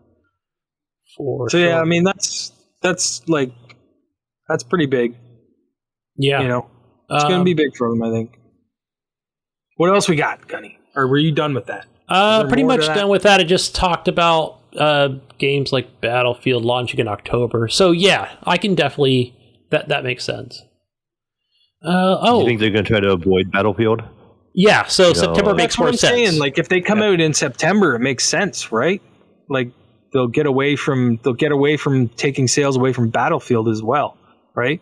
And then EA's happy. They don't have to fight Halo in the marketplace. Well, they still do, but I mean, not as much, Yeah. Seeing how Halo should have came out last year and all, but hey, you got to make sure it's right first. Hey, man. Games get delayed. It happens. True. Phil, my buddy, he's on it. That should have been delayed. There's consoles that come out that should have been delayed. Yeah. It happens. Yeah, this generation should not have happened until like this year, to be honest. Atari VCS is out. Anyway, is it? Moving on. I don't know. That thing actually came out? I think it launched. And I could pick one up. Micro Center carries them. I think my Micro Center has them. I could pick one up. Yeah. Yes. $299 was it, right? Wow. But should I? Don't do that. No. I mean, it's $300. It's like $399, I think. And it You're better off to old, buy like an Amico or something like that. You probably have plays fun old with that. Atari games. I mean, well, no, it does more than that. I mean, yeah. I mean, but it comes with like 100 old Atari games, and it shows like the box art and everything. I watched a guy like open it on YouTube and stuff and show him through. But it also is a gaming PC, but it's Linux based, right? Yeah. That's the problem. Like, why? That's a whole other ball of wax I just opened up there. But moving on. Maybe Jonathan Hall, when he does his unboxing, he can put it on our Facebook group, right, John? But moving on, Borderlands 3 crossplay. It's happening. It's happening now. Everywhere. It's happening everywhere. Hold on, Ryan. Not everywhere. Not PlayStation. No. They are left out in the fucking cold because, let's see here. Gearbox Randy Pitchford revealed that crossplay was coming to Borderlands 3. To get it on the action, you needed to create a crossplay display name, which will be prompted to do after the update is installed. Just looking here to see where. You may have noticed that the PlayStation is absent from the store of listed supported platforms. We explained the exclusion in May. I vaguely remember this in May, but the crash course version is that Sony demands a piece of the action. You know what that is? Money, honey. That's what they want. From any successful crossplay game that it allows on its platform. Borderlands publisher 2K apparently didn't feel like paying, so that's that. Well, I wouldn't either. I wouldn't either. No. Yeah. Every other company came into this and said, yeah, we're cool with that. It's a good thing for the community. We're cool with that. We don't need a cut. But Sony has to come in and say, we need a cut. Go fuck yourself then, Sony. Mm-hmm. Take your cut and shove it up your ass. There you go. Sorry. PlayStation loves their gamers so much. So I'm curious, so with... It's probably come out, there's been so much information on these court proceedings or whatever, but remember they were so resistant to the whole Fortnite thing, but apparently caved in some way. But that's probably because Epic probably fucking paid them, right? Maybe. Right? They had to have. I think they bought into Epic. They bought into Epic. Oh, that's right. Yeah. See? There you go. Yeah. I think it came out in the lawsuit. I think Epic sent Sony a letter. Like, they had the documentation, like the emails, and they pretty much forced Sony's hand. They said, we were going to sue you unless you, because it was something to do with, Sony was charging. That's how we all found out about Sony charges to play crossplay. And Epic said, no, this isn't right, kind of thing. And then Epic threatened to sue them in some way or another and said, look, we can do this illegally or we can do it the nice way, and then Sony just kind of bowed out and was like, all right, you win, kind of thing. And that's how it ended up on, cross-play with PlayStation. But nobody else has really had the clout that Fortnite had, to go in there and really strong-arm Sony and be like, look, we're going to do it this way. Didn't Rocket League do it too? Yeah, but Rocket League started off on the PlayStation, I think. Yeah, that was... Yeah. But eventually you got cross-play in Rocket League. But it got bought out by... That was the game that... And then they got bought out by Epic, which was... right around the same time, so... Yeah, that's true. And wasn't it Rocket League where they accidentally turned on the crossplay? Turned it on? Yeah. And then everybody was like, that was Epic, look, by the it's way. so easy because Sony was trying to say it was difficult. It was difficult to do, yeah. And it gets accidentally turned on just like that. The switch was flipped. I thought that was the light to the kitchen. I'm sorry. Yeah. Oh, no, you turned on crossplay for everybody. Oops, let me turn that off. Sorry. We didn't get permission first. But Gunny, it's okay because we have another article that Sony has. Just getting to that. Just getting to that where it does say that Sony says they really do like crossplay. Let me explain here, guys. Do they? Yes, they do. it says. They're out there encouraging everybody to do crossplay right now. Don't you know this, Gibbs? I had no idea. I mean, I don't keep up on the Sony news, so as I really don't like them as a company anymore at all. But tell me. So it Gunny, just says here Thanks to a recent court filing, Sony's reasons for apprehension have become clearer. Documents released as part of an ongoing Epic versus Apple legal saga bullshit showed that Sony's crossplay compliance came with a special royalty that game publishers have to pay up. Basically, Sony wants to ensure that PlayStation players aren't running off to spend their money on other platforms while still relying on Sony's server infrastructure to actually play the game. Oh, stop it with the second part. Come on. Wait, stop. Shouldn't the gamer have the choice to decide what platform they want to spend their money on? Why should Sony be able to force you into spending money on their platform? Yeah, this all runs into that whole Apple versus Epic thing. So Sony gets a cut when you make a V-Bucks purchase of Fortnite, right? Through Sony. Mm-hmm. But if you make the V-Buck purchase on your PC and then you log in on crossplay on your PlayStation, you get to redeem them rewards and bypass as you Sony's should.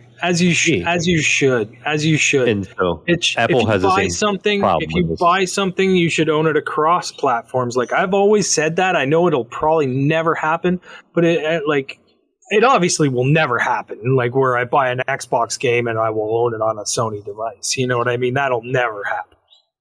That would take too much of a cut into their business, and I completely understand that. But Sony is a greedy ass fucking company. Correct. Part of it has to do is they're fighting a giant. Like money wise, Microsoft can fucking stomp Sony into the ground if they wanted to. Correct. Like money wise, financially, like they have no end really. They can do whatever the fuck they want, and they're starting to throw their shit around. You know what I mean? Like that's. Yeah. So it says here, they're like, enough is enough, and they're like, we have money, so throw it in the air and see where it lands. Oh, it landed on Bethesda. Okay, that's all right. Exclusive. Oh, landed into this Game Pass thing that we've made. Is a pretty fucking probably the best deal in gaming. Honestly, if you don't have Game Pass, I guess. For the type of gamers we are, Game Pass is perfect. And it has so much variety. I'm sorry, I don't want to go on a Game Pass commercial. That's not what I'm trying to do here. I just feel like he's just trying to get some of that Microsoft money. Some royalties. We love Phil in his nice jacket. Look, Gunny, the listeners can't tell, but he's over here wearing a Microsoft Xbox I'm t-shirt. Wearing an Xbox One shirt. Xbox One t-shirt. Talking about Game Pass. I would swear we have a Xbox employee on the show. I'm such a shill. Oh man. But really, honestly, Game Pass is amazing. Whether it's Ultimate or not. Anyways. Yeah. What else? Go on. I keep taking us off. No, that's fine. I was just going to finish it up really quick. Where, in response, so this is from. Despite the abnormal royalty policy, blah, blah, blah bullshit, PlayStation CEO Jim Ryan told Axios that he wants PlayStation to support crossplay in more games going forward.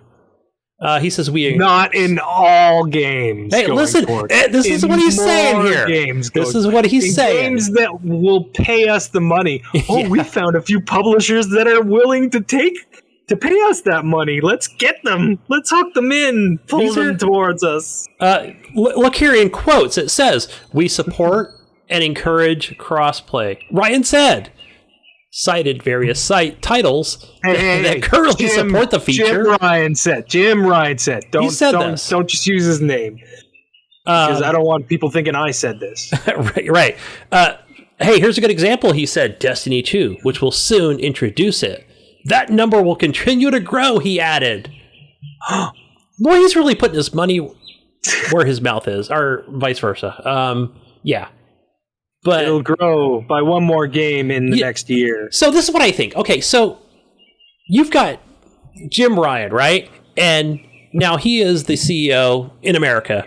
But he's got bigger people to answer to in Japan. Am I right? Even with the last guy. Yeah. Even with the last guy where he's like, look, I just got off the phone with Japan, and we won't be supporting this or that or the other thing. You know what I mean? Like, that's, yeah. Because he doesn't make those calls, right? I mean... I would assume he has a say, but I don't think he's the be-all and end-all of it. No. Right? Does that make more sense? It's almost like... He has shareholders to, like...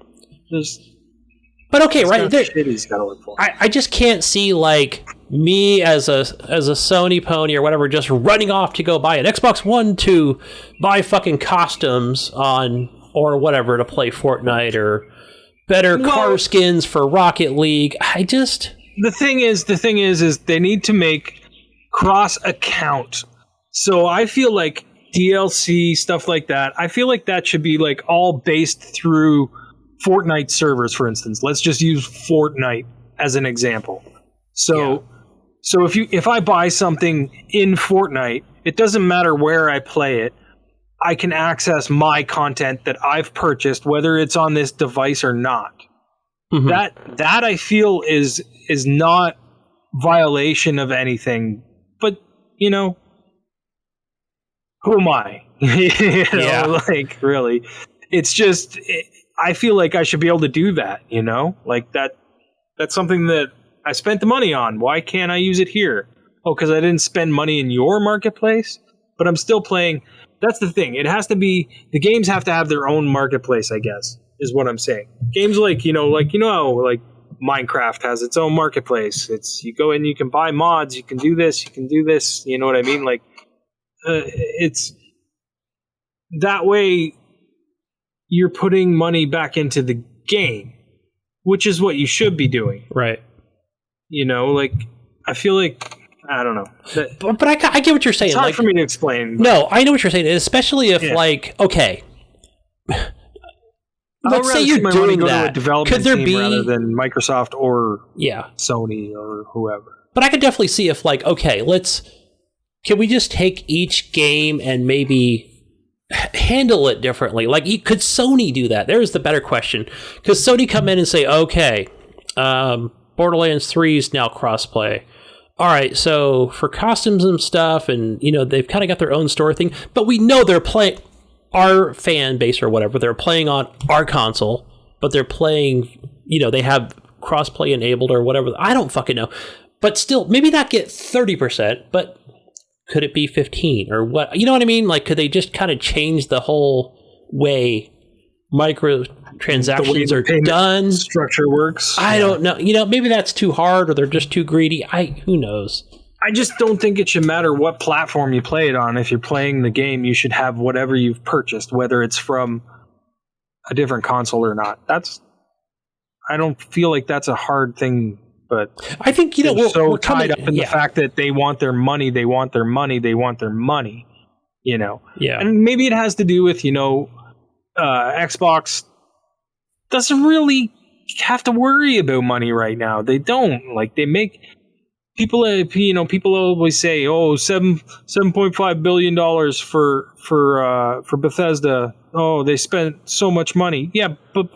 In that same quarter leading up to that purchase, before the purchase was made, they made $15 billion in a quarter. Yeah. So that $7.5 billion was them just spending their money because they weren't making enough money having it in the bank anyways. You know what I mean? Like, interest rates were low. It was better off for them to spend money than to keep it, So why not invest in your company? And that whole side of it is why I always said all along that Bethesda stuff is going to be exclusive, whether it's Fallout, Elder Scrolls,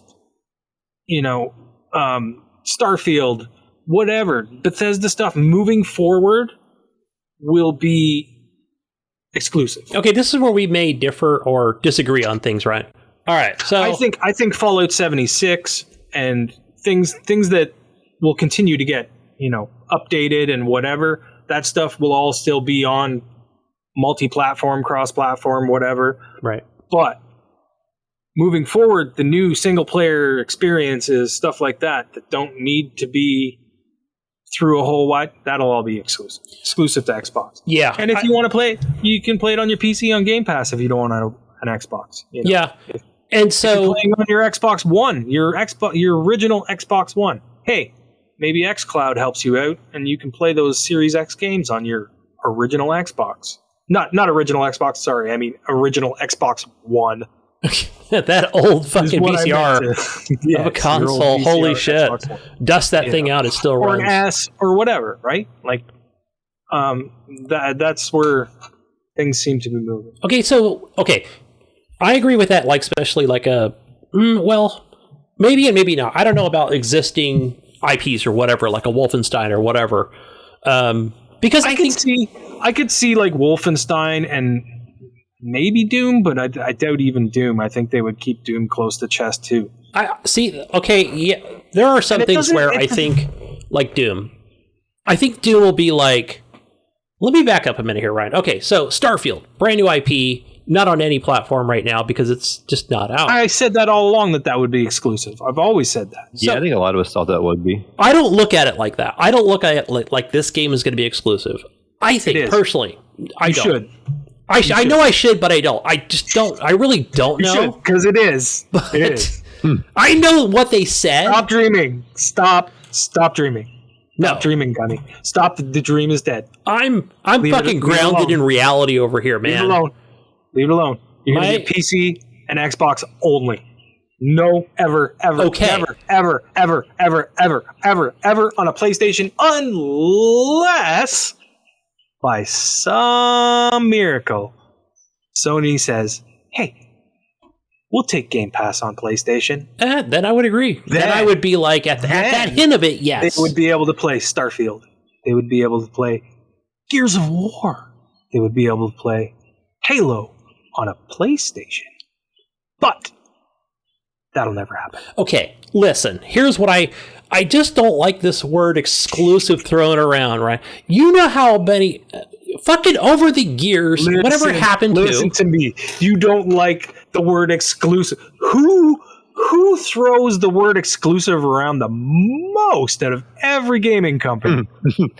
PlayStation. PlayStation, and their PlayStation fans love to talk about how exclusive their games are. How come nobody gave a shit when Sony went out and bought Insomniac, who made an Xbox game? That got me to go buy a PlayStation 4 Pro. Sunset Overdrive. Yeah. Okay, so nobody cared when they bought Insomniac, and Insomniac couldn't continue to work with Microsoft anymore. Nobody cared. Oh, Sony's got more exclusives. But when Bethesda gets bought, all of a sudden, or ZeniMax gets bought, then all of a sudden, we got to complain about it. We need all these games. Well, how come Insomniac doesn't still make games for Xbox? How come Ratchet and Clank didn't come out on Xbox? Well, because they're a first-party company from Sony. But they used to make games for Microsoft as well. Yeah. What's the difference? Tell me what the difference is. There's no difference. Let me get on my soapbox here for a minute, Ryan. Whether you're a Sony fan or an Xbox fan, that's the difference. Do I think that Starfield... Jesus isn't here, and I'm unloading on you. Hey, fucking just rip my asshole apart. I don't give a fuck. No, I deserve it as a fellow Xbot here. But no, but I think exclusive. I remember when there was a time where we always talked about timed exclusives, right? And there was a time. And I still feel like that's just not being used enough, right? Because even nobody on Twitter is talking about it because people are just so, I don't know, in a hurry and busy and snappy and, exclusive. No, I don't think so. I don't even think Starfield is going to be exclusive. Here's what I think. Oh, God, here we go again. Here's my prediction. Do I think that Starfield or even like the next Doom or Wolfenstein is going to be on, let's say, a PlayStation 5 2 years from now, or even at launch? I don't think so. I don't think it's going to be on PS4 or the PlayStation 5. But I do think they will be. They will be on Steam, okay? Steam is not owned by Microsoft, has no affiliation with Microsoft, right? It's a totally separate other company. Therefore, you cannot call this an exclusive. Maybe a console exclusive, yes. Where are you going, Gunny? I'm telling you that it's not exclusive. It's just not on PlayStation. Are you telling me that that consoles are going to die and Steam is going to take over video games? No. Is that what you're saying? I think that people That's on... what I want to hear. This is what I want people to do on Twitter, whether they be Xbox or not. Not that it's going to happen. Maybe the Microsoft team or anybody talking about Starfield. I think they need to start saying one or the other thing. Saying it's a console exclusive or it's a timed exclusive, right? You can't just say exclusive and be like, that's that, because it's not. Right? Well, no. I mean, Starfield's coming out on PC as well, and I would assume it would come out on Steam. Yeah, but is it already up for pre-order on Steam? No. So the way it works is, right, that's all hidden stuff, right? Because this is a new deal. If you look back at, what is it, Sea of Thieves? Well, I mean, not that Rare, they've been owned by them, but that was not... I think they couldn't announce when it was coming to Steam. We knew it was coming to Steam, right? But nobody knew the exact date. So it was just like, bam, here it comes. I think it was 2 months, 60 days exclusive to Xbox. That's another game that's super underrated by people that Microsoft owns. Did you know that Sea of Thieves is one of the most sought after games on the PlayStation 4? Yeah. It's not on there, but it's so sought after because people want to know, why the fuck could I not get Sea of Thieves on a PlayStation? You know? E3 that I saw, speaking of Sea of Thieves, it kind of confused me and we talked about this a while back, Gunny, like 2 weeks ago when we were last live. So you had this Guardians of the Galaxy game coming out from Square Enix, right? I think it was Square Enix? Yeah. Yeah. So... they can't bring any of the licensed movie people into this game because whatever, you know, the Star-Lord is a completely different character. They went a completely different route, just like they did in this Avengers game, right? And I don't know if that's because of money and licensing or what. Probably. But then they can turn around and who owns the Marvel license? Disney, right? Right. Yeah. But yet they can turn around and land Johnny Depp as good point. What's his name in Jack Sparrow in Sea of Thieves. Good point. It's like they can throw that money and get Johnny Depp of all people to get voice acted in Sea of Thieves, but yet you got Square Enix is going to make a game Guardians of the Galaxy and not use their lookalikes, and it's just Mayo. Think about it though. Again, this goes back to what I was talking about how like little fish and big fish. Microsoft is a big fish. And Microsoft has the money to throw around, where Square Enix doesn't necessarily have the money to throw around. Maybe they want to put more money into the game than pay for licensing that they don't need to pay for. I think, you know what I mean? Like, that's where I think it runs into. I don't think the likenesses at all bother me. It sucks that they don't look like what you think they would look like, but the characters are pretty decently the same. You know what I mean? And that doesn't bother me, but I feel like it hurts like the Avengers game. I think it hurt the Avengers game. Oh, yeah. I mean, that's an iconic thing, right? So that's a lot more iconic, I think. Let's look at it. It's the youth that like those games like that more so, you know? And I feel like it's more of a youth-friendly game. The youth wanted to look like the TV stars that they watch on TV. So it almost feels generic. Like you look at the Avengers game and you're going, what is this generic? This is like GoBots versus Transformers kind of thing back in our era. You know, we did not want GoBots because Transformers were the cartoon. Fuck and they were so much I like cooler, GoBots. Right? GoBots were cool. They were cool, but everybody wanted Transformers because that's what we saw, and that became the name. And you know what I always got? Fucking GoBots. Oh, yes. There's actually the toy store here in Columbus I go to every once in a while just to look, and they have like all the GoBots there you can buy, and like a bunch of the Transformers and stuff. It's just neat to see them again, you know, like, oh, those are so cool. Micro Machines. Okay, separate thing. I love Micro Machines. Yeah. One of my friends actually. Uh-oh, he froze up. We're still here, though. While Mayo is still... I'm back. Okay, there you are. We're losing each other. You were saying... We were on there. What were you saying about your friend? Oh, my friend from work, he has all of his old Micro Machines. He's got a couple hundred of them laying around. Oh, nice. His parents kept them, so he was showing them to me the other day, actually. No, yeah, those are cool, man. I had a buddy that used to collect stuff like that, and I wonder if he still has all that shit. It's crazy. But yeah, none of my stuff was kept from my childhood, so my mom sold it all while I was at school. Like she would have garage sales and sell them for like a nickel a piece. She's like, here, all these He-Man figures, nickel a piece, you know. And I had pretty much all of them. I complained to her, and she'd be like, I bought them when you were a kid. I'm selling them. Oh, like, really, really, you know. But oh well. Yeah. Hey guys, next article here. Oh God, we're still in the news. Ubisoft. Ubisoft has removed. Ubisoft. Okay, do you guys know what Ubisoft stands for? So you say? No. Do you know what it's shortened from? No? Ubiquitous Software. What is it again? Say it again. Ubiquitous Software. What is that, like French? Might be. Ubiquitous is a word. It's a Canadian thing, right? No, I don't think so. But anyways, yeah, that's why it's Ubisoft. But the French pronounce it Ubisoft. Oh, oui. Hey. Oh, oui. They have removed Ubisoft. I'm gonna start talking Australian here in a minute. Going from because I can't. Australian Frenchman. Ubisoft has removed the GoldenEye 007 Far Cry 5 fan maps per notice from MGM. I know MGM is fucking huge as a company. Yeah. Well, they're owned by HBO now, right? Yeah, they got bigger. I know. The wife was looking at these like hotels in Las Vegas. Like she's like, fucking MGM owns all of them. It seems. It's like, yeah, they're fucking huge.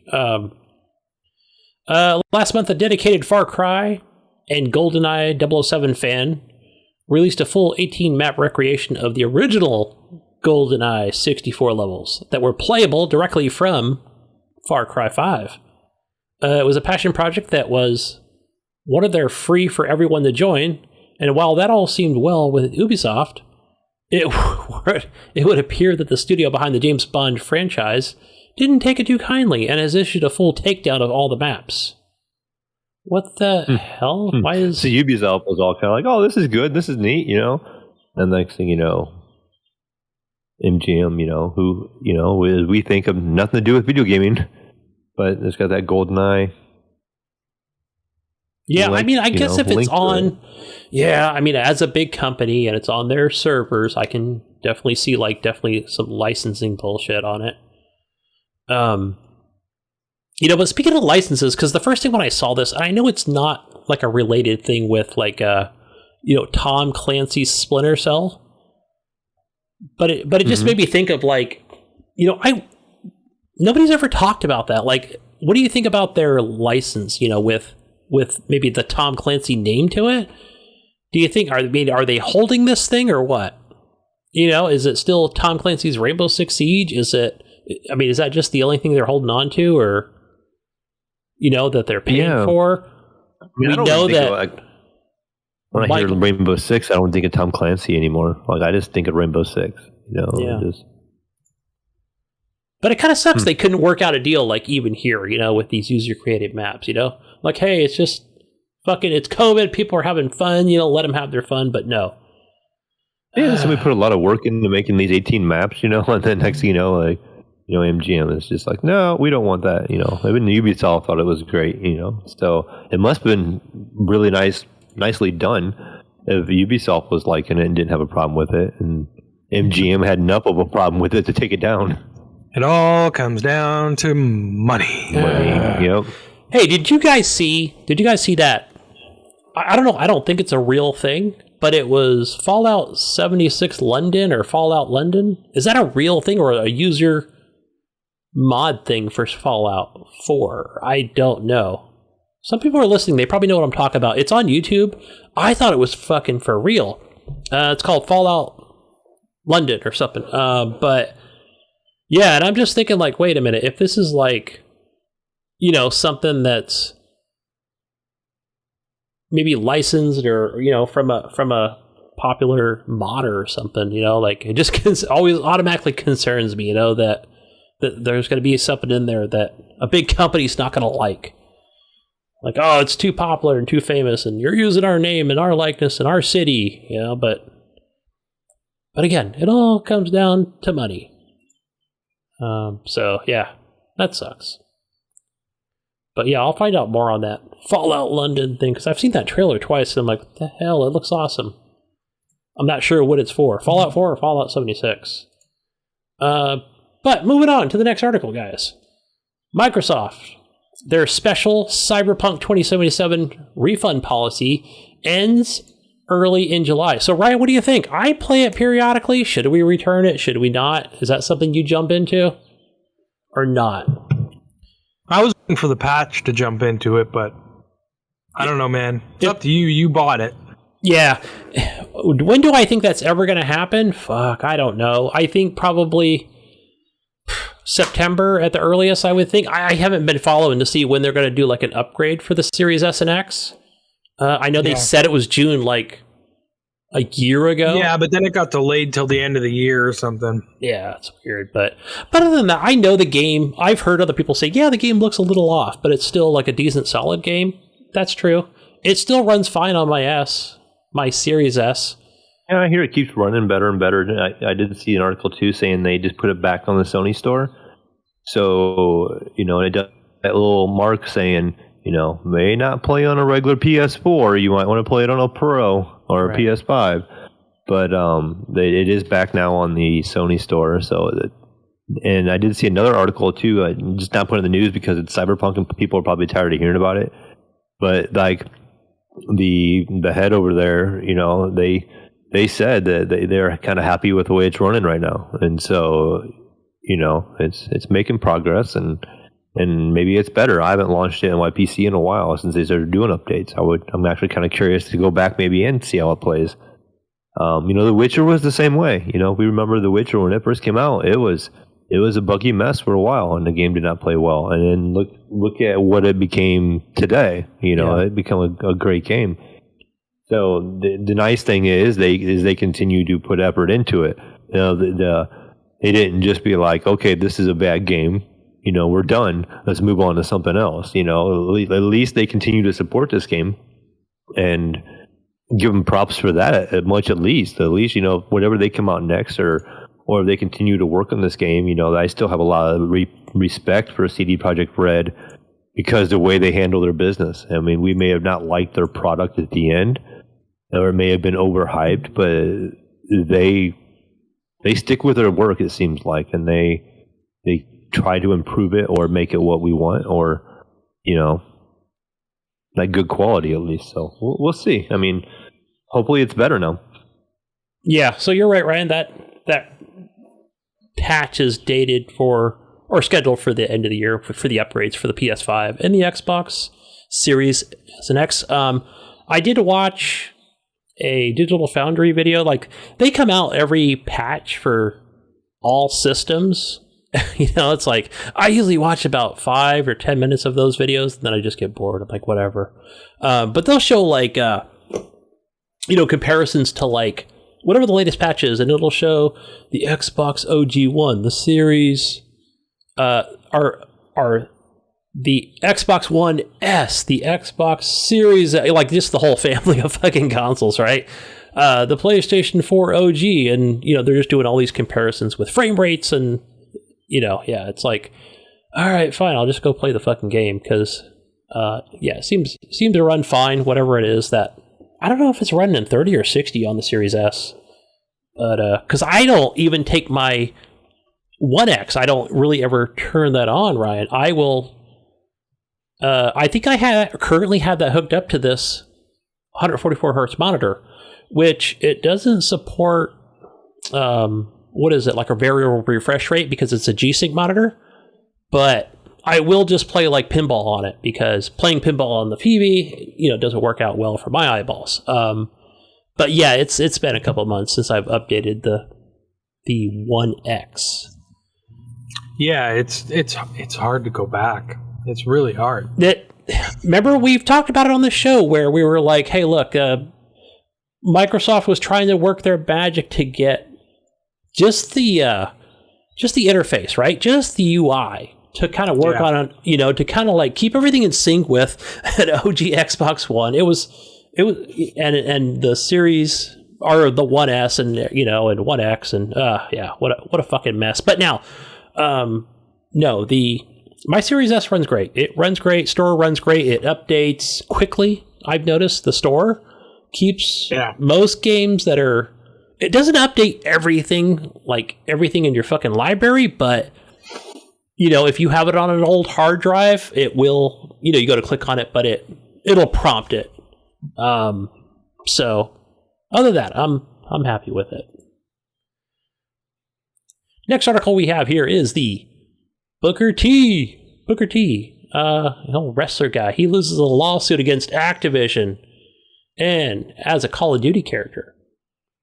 Pro wrestler Booker T has lost a lawsuit over the Black Ops 4 character Prophet. Booker T has argued that the in-game ad looks very similar to G.I. Bro, a character from his early wrestling days. However, a jury disagreed. Apparently he filed this lawsuit back in 2019 when him and his lawyers sued Activision. His claim was that the Prophet was directly based on his G.I. Bro character. To prove the claim, Huffman provided a poster of his character compared directly to Prophet from Black Ops 4. When seen side by side, there could be no question that this character was copied from G.I. Bro, explained Huffman's lawyers. From the hair, body type, and clothing, right down to the facial expressions, the similarities are too profound to be accident. Activision's lawyers pushed back and pointed out, in a motion filed in court, that the image Huffman and his legal team were used as evidence wasn't original, but just a copy of The Rock, the neck down in order. In court, Huffman argued that the Prophet's character was still copying his facial expressions and his own attitude. However, Activision pointed out in their motion that you can't copyright an attitude. Plaintiffs does not own the idea of an angry man with a scowling look, said the publisher's legal team. It's true. I remember this came out in like Fortnite, like a similar thing, you know, talking about attitude. The jury, it's hard. The jury agreed with Activision and decided against Huffman. When asked if Activision, the developer of Black Ops 4, infringed on Huffman's G.I. Bro character, the answer was simple: no. That's kind of funny. The thing I took from that too is like right away, it's like they took the Rock's body and put his head on it. Like, this guy's already a wrestler; he's already a big guy, but yet they had to use the Rock's body and put his head on it. It's clear that it is, Your old wrestler name was G.I. Bro, a complete ripoff of G.I. Joe. Joe, right? You just do the exact same thing. Just saying. Yes, those pictures do look a lot alike, but it's just kind of funny how the court was like, well, this picture doesn't work because it's like the Rock's body in your face. So then he changed his tune. You know, he's like, oh, well, they're taking my face expressions, you know, like, you know, okay, yeah, you don't look at the whole picture. Well, look at the face. It looks the same. And, well, I want to sue because the face looks like my face. Well, then, you know, I think that's when they came out with a court saying, okay, yeah, but you can't trademark up or, you know, a scowl, you know? Yeah. Like, and so that was just kind of funny that the courts thought that was, you know. If you would have got Dwayne Johnson on board with this, right, I think they would have had a better chance of winning. The Rock, I'm sorry, Dwayne Johnson. Yeah, if they would have, I think they would have settled out of court or something for a good chunk of change versus him losing altogether. Because now he's got to pay the other lawyer's side, you know, for losing. Yeah, but I do get it. They do look a lot alike, and I don't know. I mean, yeah, somewhat. I mean, but, you know, just as much as he could complain is whoever made that poster, whoever his company he was working with could complain, be like, look, you took our character.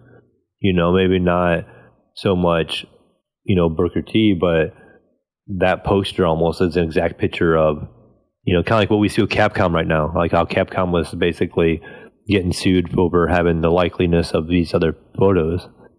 Like, these two pictures look a lot alike, and, you know, so maybe they did use that picture or something to get a general idea, or it's just pure coincidence, which, I don't know. They do look pretty close, so I don't know how coincidental it is, but... Yeah. I mean, they pretty much do have the same kind of hat on, the same kind of haircut, you know, everything. Yeah, it looks similar, for sure, but... I mean, really, it's... I don't know. Yeah, I'm sure there were things that, what do they call those things? Like if you're not in the courtroom, arbitration, right? I'm sure they did some sort of arbitration thing where they were like, Booker, Hupp and Steam were like, give me fucking $30 million right now. Give it to me. Do you think this is something that's just coming more light, or do you think it's something that game studios have done for a long time to get ideas, or people that's working in these studios to go online and get pictures of things? We're seeing a lot of this stuff with Capcom. A lot of stuff coming out through Capcom. Yeah. Where they had one employee, crunch time or this or that or something's due, and he didn't have the thing, and next thing you know, you find a random picture on the web and just be like, oh, I'm going to use this. Now, I wonder how much that's done, like behind the scenes kind of stuff. And there's a lot of things too where there's a website, Mayo, where it shows like video game studios and support studios.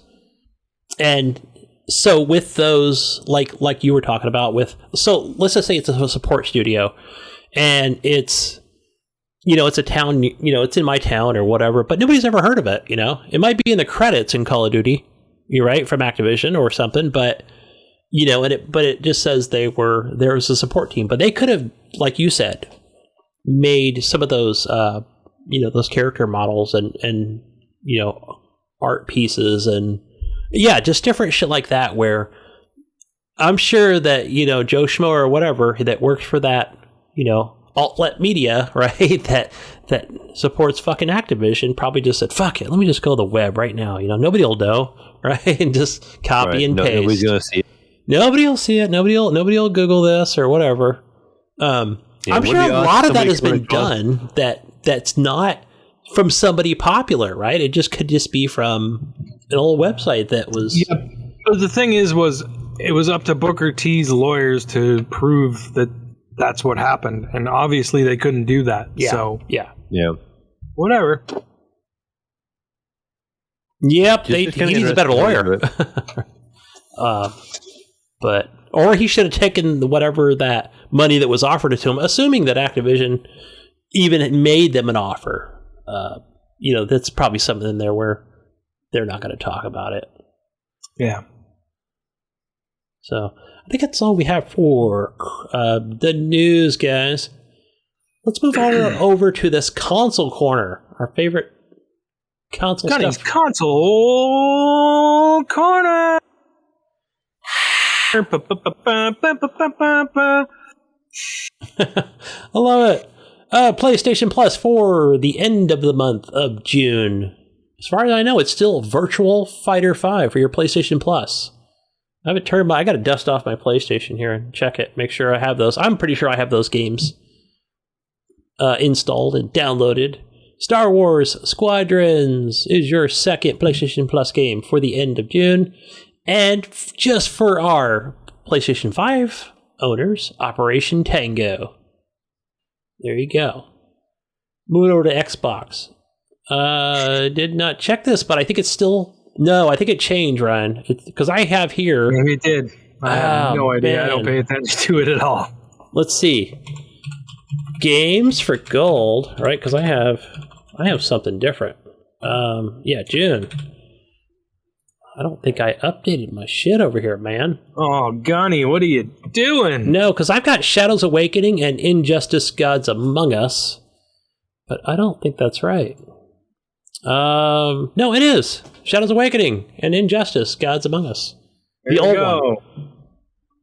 Check those out, guys. What's coming into Game Pass? Oh, so over here on Game Pass PC, Iron Harvest. I started to play it yesterday, but I'm still in like the early tutorial on it. So yeah. I'm going to play that more this week. Oh, is this something you recommend? Because I don't think I've ever played this. This is the game I downloaded on my Xbox Series S. Need for Speed Hot Pursuit. I think it's the... Man, I hope it's good. I want to try it because I loved it back in the day, but I don't know if it holds up. Okay, I'll have to see. I'm glad it's coming to Game Pass. That's cool. Okay, let me start off with that. Need for Speed Hot Pursuit Remastered. So this will be on both your PC and your Xbox.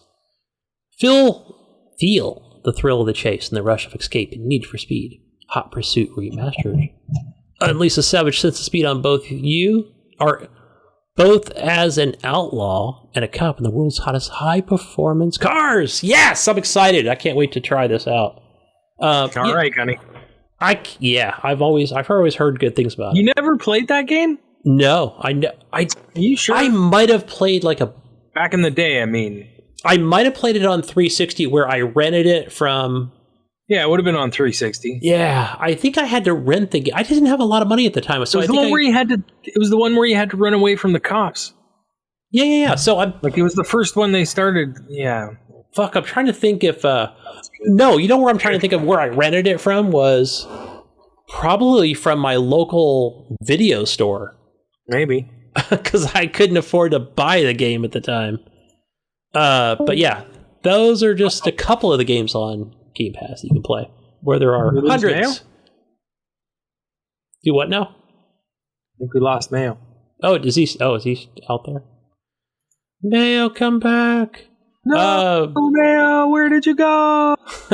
Over on Mayo's Evil Epic Store, there are a couple free games that you can claim and play. One of them is a pretty awesome game called Sonic Mania, which that game was a lot of fun. If you like Sonic, then you should play Sonic Mania. Well, how would you describe it? Like, is it not a remake, or is it just more of a Sonic? It's like a remix. It's like they took the levels and remixed them and made them prettier, and yeah, I don't know. It's fun. Check it out if you haven't. It's free on the Epic Store. If you like Sonic, you will probably like it. Yeah, it's a good game. I got caught in the water, Ryan. I kept getting fucking stuck in the water. I didn't know how to get out. I didn't know which direction to go, and I just got so frustrated with that game. But it is a good looking game. It definitely checks all the boxes if you've got a newer console or PC. Yep. It just came out last year. Horizon Chase Turbo. Oh. I got this on a free PlayStation Plus or last year, and it's like Outrun or some shit. Yeah, like Outrun. I think it's like one of those things like as each track, like it's more linear where it just gets harder and harder, and I think you have to just beat each track to progress. Pretty sure that's how it works. Yeah. So. Yeah. Horizon Chase Turbo. I know I claimed them, so. Yeah, I'm not sure if it's on Xbox because it was on PlayStation. Yeah, it's probably on there.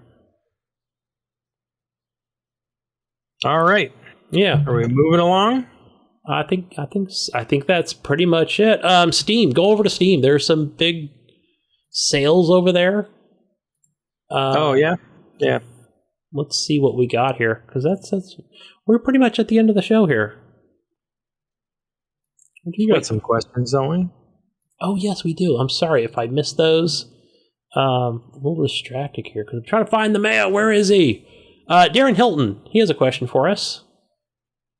He wants to know if video game gods came down and said you can only stick with one gaming platform forever. What would you pick? Xbox, PlayStation, PC, mobile, Nintendo. Darren said he's Xbox for life over there. Well, I think you know the answer. For me, I would be Xbox. Yeah. Wearing that shirt. Yeah, so I guess if it's like, okay, this is maybe, okay, I only get one, right? I only get one, because I'm thinking like... Gunny, you got to stay on Xbox so we can keep game sharing. Oh shit, yes. Because I was thinking like, okay, well, what if we didn't game share? Would it be PC for me? I think I'd still have to go back to the Xbox because that's where our library is, right? I have a big library. You got a big library. Boom. I'm in that ecosystem. I'm good to go. So I would at least upgrade my shit to an Xbox Series X. Yeah. Not go low tier. That. You should have done it. Did I tell you like that I tried to like it was one of those things where it was not the day of launch, but it was several days after launch, right? And I think it was just more of like, whatever. I don't even know what it was. It was like, okay, whichever one comes first, you know. I'm gonna just, you know, pre-order it or whatever. Not pre-order, but it was like, okay, if the S comes up first and I can get it from Target, fine, or fucking Walmart, I didn't give a shit, you know? But I was like, but if I can get an X, no, it was just, darn, I regret not getting the X. Damn it! Moving on, man. Brian Tulp-Dillner. BT, he wants to know what our favorite couch co-op game is. Couch co-op. You know what? I haven't played couch co-op game in forever. I say a good one that me and Kyle always play, and that's not always, but Heavy Weapon. Heavy Weapon's fun, yeah.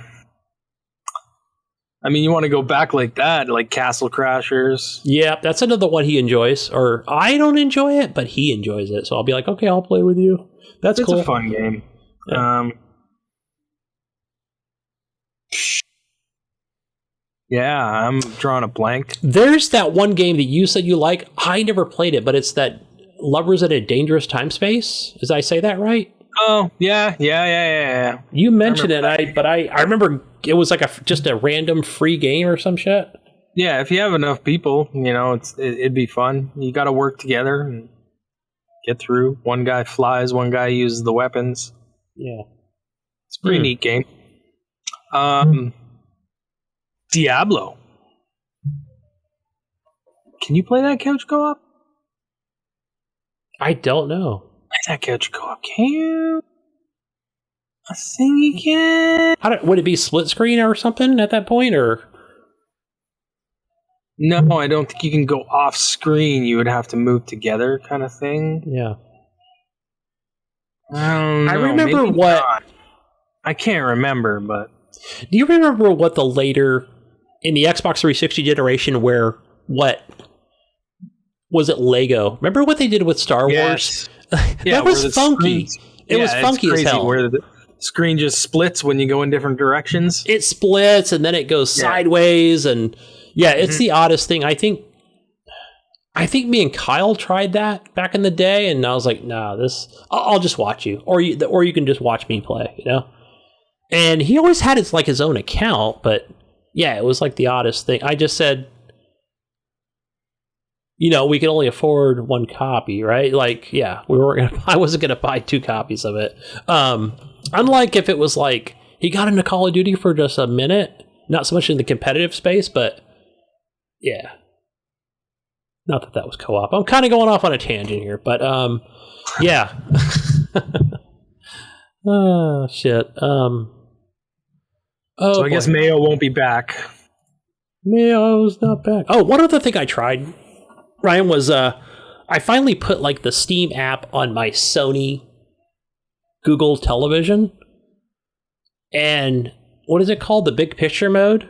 Or it's just called Steam Link or some shit? Oh, yeah, Steam Link, yeah. Yeah, I just finally decided yesterday, I'm like, I'll just see if I can just install it and see how good it works. The only thing everything was fine, and then it says like, hey, you don't have a controller linked up. But don't worry about that part because it will work. It just, I don't know why it's saying it on the television when you do have it. You know, it's displayed on your PC monitor that you have a Bluetooth controller plugged in. And so I think the only games that I had checkmarked was the ones that were optimized for the Steam Link. And so I didn't have very many games. I hardly have any games that are installed on my PC, just due to disk space. But I think the only ones I played were Dead Cells. That was the only one. Yeah, it worked pretty good. It looked great. It ran. Yeah, there was no like latency or anything like that. Yeah, that's cool. Yeah, but there are a few other games that I do want to try that I don't currently have installed. So, yeah, I just have like some older ones.